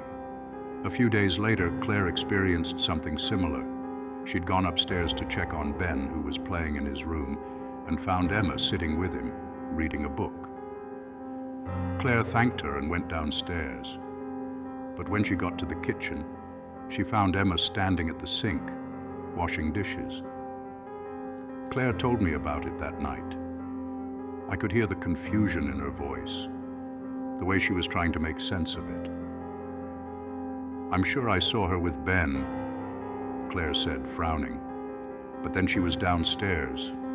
I don't know, maybe I imagined it." I nodded, trying to dismiss the growing pit in my stomach. "Yeah, probably. We've both been under a lot of stress. It's easy to get things mixed up." But deep down, I wasn't so sure. The next incident was even stranger. It was a Saturday afternoon, and we were getting ready to take the kids to the zoo. I was in the garage, loading the stroller into the car, when I heard footsteps behind me. I turned around expecting to see Claire or one of the kids, but it was Emma. She stood there, smiling, holding Ben's hand. "We're ready," she said, her voice calm and pleasant. I nodded and told her I'd be right there. As she turned to walk back into the house, I realized I'd left my phone inside. I followed her in, planning to grab it before we left. But when I stepped into the living room, Emma was there again, this time sitting on the couch with Sophia, helping her put on her shoes. My heart skipped a beat. I had just seen her outside, hadn't I? How could she have gotten inside so quickly? And where was Ben? I tried to keep my voice steady. "Hey, Emma, did you just..." Before I could finish, Ben came running into the room, giggling as if nothing strange had happened. Emma looked up at me, her expression unreadable. "Everything okay, Mr. Williams?" I forced a smile, swallowing the rising unease. "Yeah, everything's fine." But nothing was fine. The more I thought about it, the more convinced I became that something was very, very wrong. The kids were the first to mention it directly. One evening, after we'd put them to bed, Claire and I overheard them talking. We were walking past their bedroom when we heard Sophia's voice, soft and whispery. "There are two Emmas," she said, her tone matter of fact. I stopped in my tracks, motioning for Claire to be quiet so we could listen. "No, there's only one," Ben replied, giggling like it was a game. "No, Ben," Sophia insisted. "There's one Emma who's nice and one who's scary." Claire looked at me, her face pale. We stood there, frozen, as Sophia's words echoed in my mind. Two Emmas, one nice, one scary. I didn't want to believe it. There had to be a logical explanation. Maybe they were just imagining things. Kids have wild imaginations, after all. But the more I thought about it, the more everything clicked into place. The sightings, the strange moments where Emma seemed to be in two places at once. It all started to make sense. But how could there be two Emmas? Determined to get to the bottom of it, I decided to test something. The next morning, I stayed home from work without telling Emma. I wanted to observe her, to see if I could catch anything strange happening. Claire had left for her shift at the hospital, and Emma was busy with the kids in the living room. At first, everything seemed normal. I sat in my office, pretending to work, but keeping an eye on the hallway. I watched as Emma moved about the house, helping Sophia with her art project and making sure Ben stayed out of trouble. There was nothing unusual, nothing that set off alarms. But then I heard a noise from upstairs. It was soft at first, a quiet rustling sound. I dismissed it, figuring it was just the wind or something falling over. But then I heard it again, a distinct creak, like someone was walking in the hallway upstairs. I left my office, creeping up the stairs as quietly as I could. When I reached the top, my heart stopped. There, at the end of the hallway, was Emma. She was standing perfectly still, facing the wall, her back to me. The air around her seemed heavy, almost distorted, like something wasn't right. "Emma?"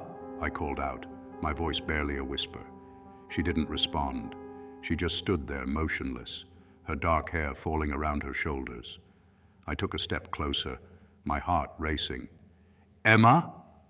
Suddenly she turned, and for a brief second I saw her face, or rather, what should have been her face. But it wasn't Emma. It was a distorted, twisted version of her, with dark eyes that seemed to bore into my soul. I stumbled back, nearly tripping over my own feet. When I blinked, she was gone. The hallway was empty. I rushed downstairs, my mind racing. The kids were still in the living room, playing with their toys, completely unaware of what had just happened. And then I saw her again, Emma, sitting on the couch, smiling at me, as if nothing was wrong. "How's everything, Mr. Williams?" she asked, her voice calm and sweet. I couldn't breathe. How was she here? I had just seen her upstairs, or something that looked like her. I didn't know what to believe anymore. Claire came home later that evening and I told her everything. At first she was skeptical, but when I mentioned what the kids had said about two Emmas, I saw the doubt fade from her eyes. "We need to do something," Claire whispered, her voice trembling. "But what if we can't tell which one is real?" That night we stayed up, keeping watch over the house. I didn't sleep. I couldn't. Every sound, every creak in the floorboards made my skin crawl. Around midnight, I heard it again, that same rustling noise from upstairs. I grabbed a flashlight and motioned for Claire to stay in the bedroom. I crept up the stairs, my heart pounding in my chest. When I reached the top, I saw her again, Emma, or rather, the thing that looked like Emma, standing at the end of the hallway. She smiled at me, but it wasn't a kind smile. It was cold, twisted, malevolent. "You don't belong here," she hissed, her voice low and chilling. My blood ran cold. I backed away, my hands trembling as I raised the flashlight. "What are you?" She took a step toward me, her form flickering like a shadow. "I'm what you invited into your home." Suddenly, from behind me, I heard a voice, Emma's voice. "Mr. Williams?" I spun around, and there she was. Emma, the real Emma, standing at the top of the stairs, her face pale with fear. I looked between them, my mind spinning. Which one was real? Which one was the imposter? "I can help you," one Emma said, her voice soft and pleading. "No, I'm the real one," the other insisted, stepping closer. I couldn't tell, I couldn't know. They both looked the same, sounded the same. And then, in a moment of panic, I made my choice. I'll never forget the sound of the scream that followed, the scream that still haunts me every night. I had chosen wrong. The Psycho Nanny. I've always been good at reading people. It's a skill I've honed over the years, working as a psychologist and helping clients peel back the layers of their minds. But when I first met Molly, I didn't see it. I didn't see the danger lurking beneath that sweet, innocent smile. I didn't see the darkness. I didn't see the monster she would become. It was my fault, really. I was too desperate, too overwhelmed to see the signs. After having our second child, Thomas, my life had become a whirlwind of sleepless nights and endless chaos. Our oldest, Emily, was 3.5, and she was going through a particularly demanding phase. My husband, Greg, was supportive, but his job kept him busy, and I was the one left juggling everything. By the time Thomas turned 6 months, I knew I couldn't keep going at the pace I was. I needed help, and fast. That's when Molly entered our lives. I found Molly through an online nanny service. She had glowing reviews from other families, all of them praising her for being patient, kind, and fantastic with kids. When she showed up for the interview, she was everything I thought we needed. Tall, with soft brown hair pulled into a loose bun, and big, bright blue eyes that sparkled with warmth. She looked young, mid-20s, I guessed, but carried herself with an air of quiet confidence. Molly had that natural caregiver energy, the kind that immediately put me at ease. "Hi, Mrs. Grant," she said with a gentle smile when we first met. "It's so nice to meet you. I'm really looking forward to working with your family." I liked her instantly. Greg did too, though he didn't have as much to say about it. He left most of the hiring decisions to me. At the time, I was grateful for that. I felt like I was drowning, and here was this lifeboat, ready to take some of the weight off my shoulders. We hired her that same week. The first few weeks went smoothly. Molly was wonderful with Emily, engaging her in creative activities, helping her with her newfound obsession with painting. She was great with Thomas too, rocking him to sleep during the day, feeding him without a fuss. She even offered to help with light housework, which felt like a godsend. For the first time in months, I had room to breathe. "How's it going with Molly?" Greg asked one evening as we sat down to dinner.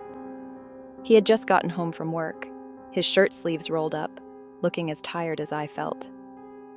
"It's great," I said, smiling. "She's really good with the kids. I've even had some time to catch up on work and get some much-needed rest." Greg nodded, pleased. "Good. I'm glad we found her."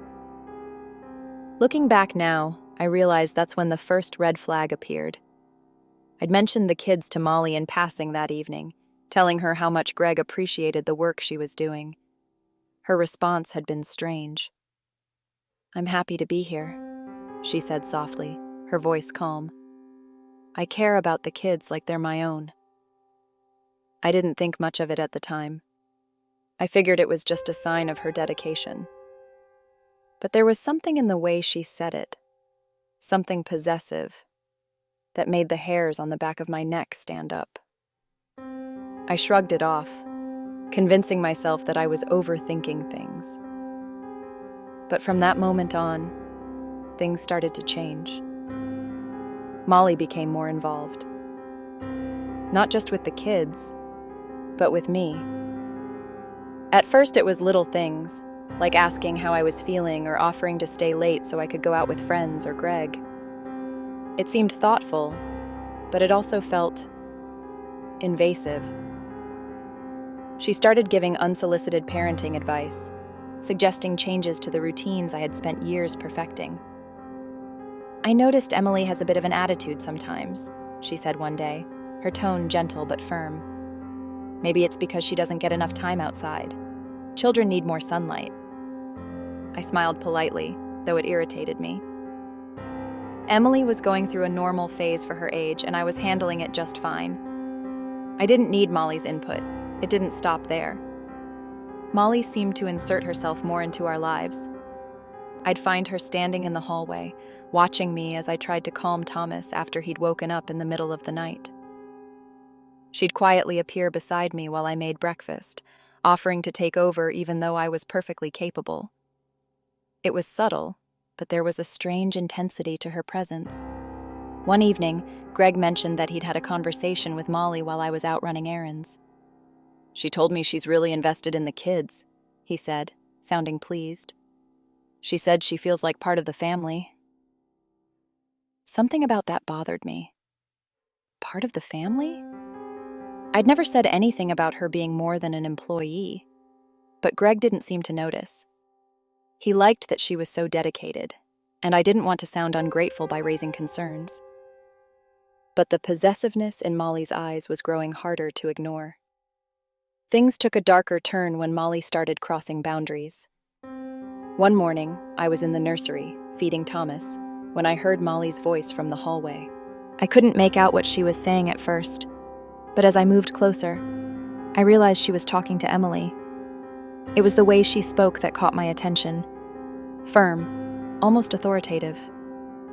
"You know, your mommy doesn't always know what's best," she was saying, her voice low but clear. "But that's okay. I'm here to help." I felt a knot tighten in my stomach. What the hell was she saying to my daughter? Before I could step in, Molly noticed me standing at the door. She smiled, but there was something wrong with it. It was the kind of smile you'd give someone when you know something they don't. "I was just explaining to Emily that it's important to listen," she said, her voice as calm as ever. I forced a smile back, trying to mask my unease. "Of course. But I'll handle those kinds of conversations with her, Molly." Her eyes flickered with something. Disappointment? Annoyance? But she nodded, and I thought that would be the end of it. It wasn't. Molly's behavior grew more erratic. She started making strange comments, almost as if she was testing me. She'd talk about how difficult it must be to balance work and motherhood, or how lucky I was to have her around to pick up the slack. "Some moms can't handle it, you know," she said one afternoon while we were in the kitchen. "They crack under the pressure. But you're doing okay." Her words stung, but it wasn't just that.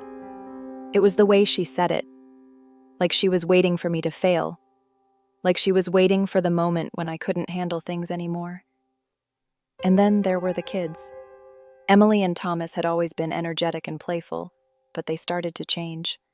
Emily became withdrawn, less talkative, and clingier with Molly. She seemed to prefer Molly's company over mine, which broke my heart. Thomas, too, became more fussy around me, only calming down when Molly held him. I couldn't shake the feeling that Molly was trying to take my place.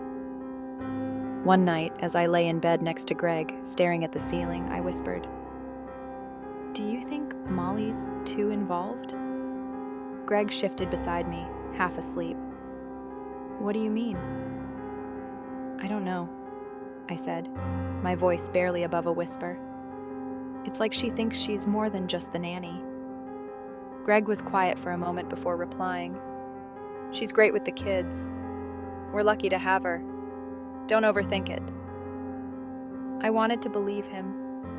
I wanted to believe that I was just being paranoid, but I couldn't shake the feeling that something was very, very wrong.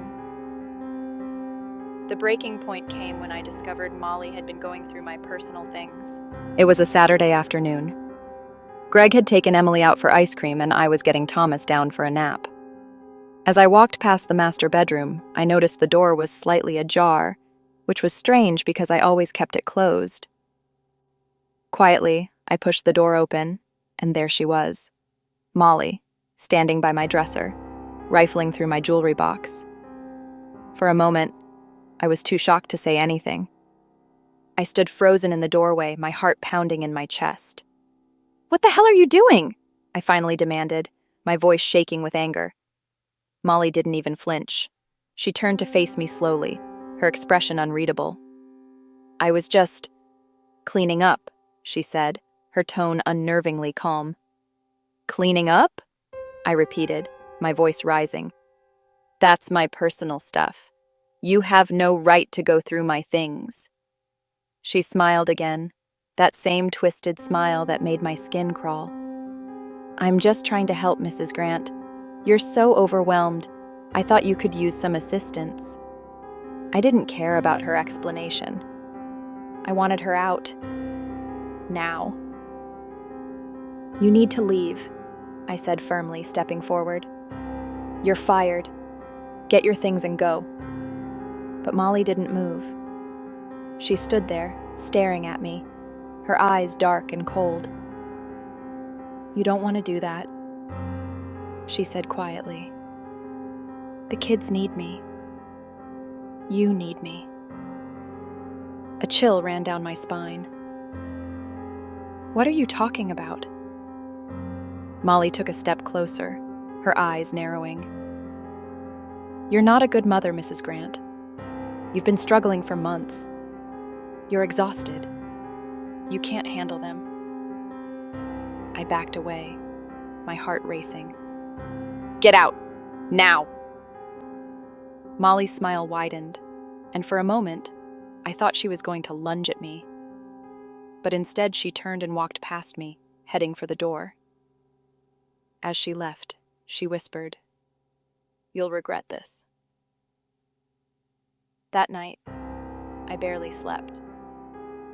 I kept thinking about Molly's words, about the way she'd looked at me, as if she knew something I didn't. I thought it was over, that I had gotten rid of her. But the nightmare was just beginning.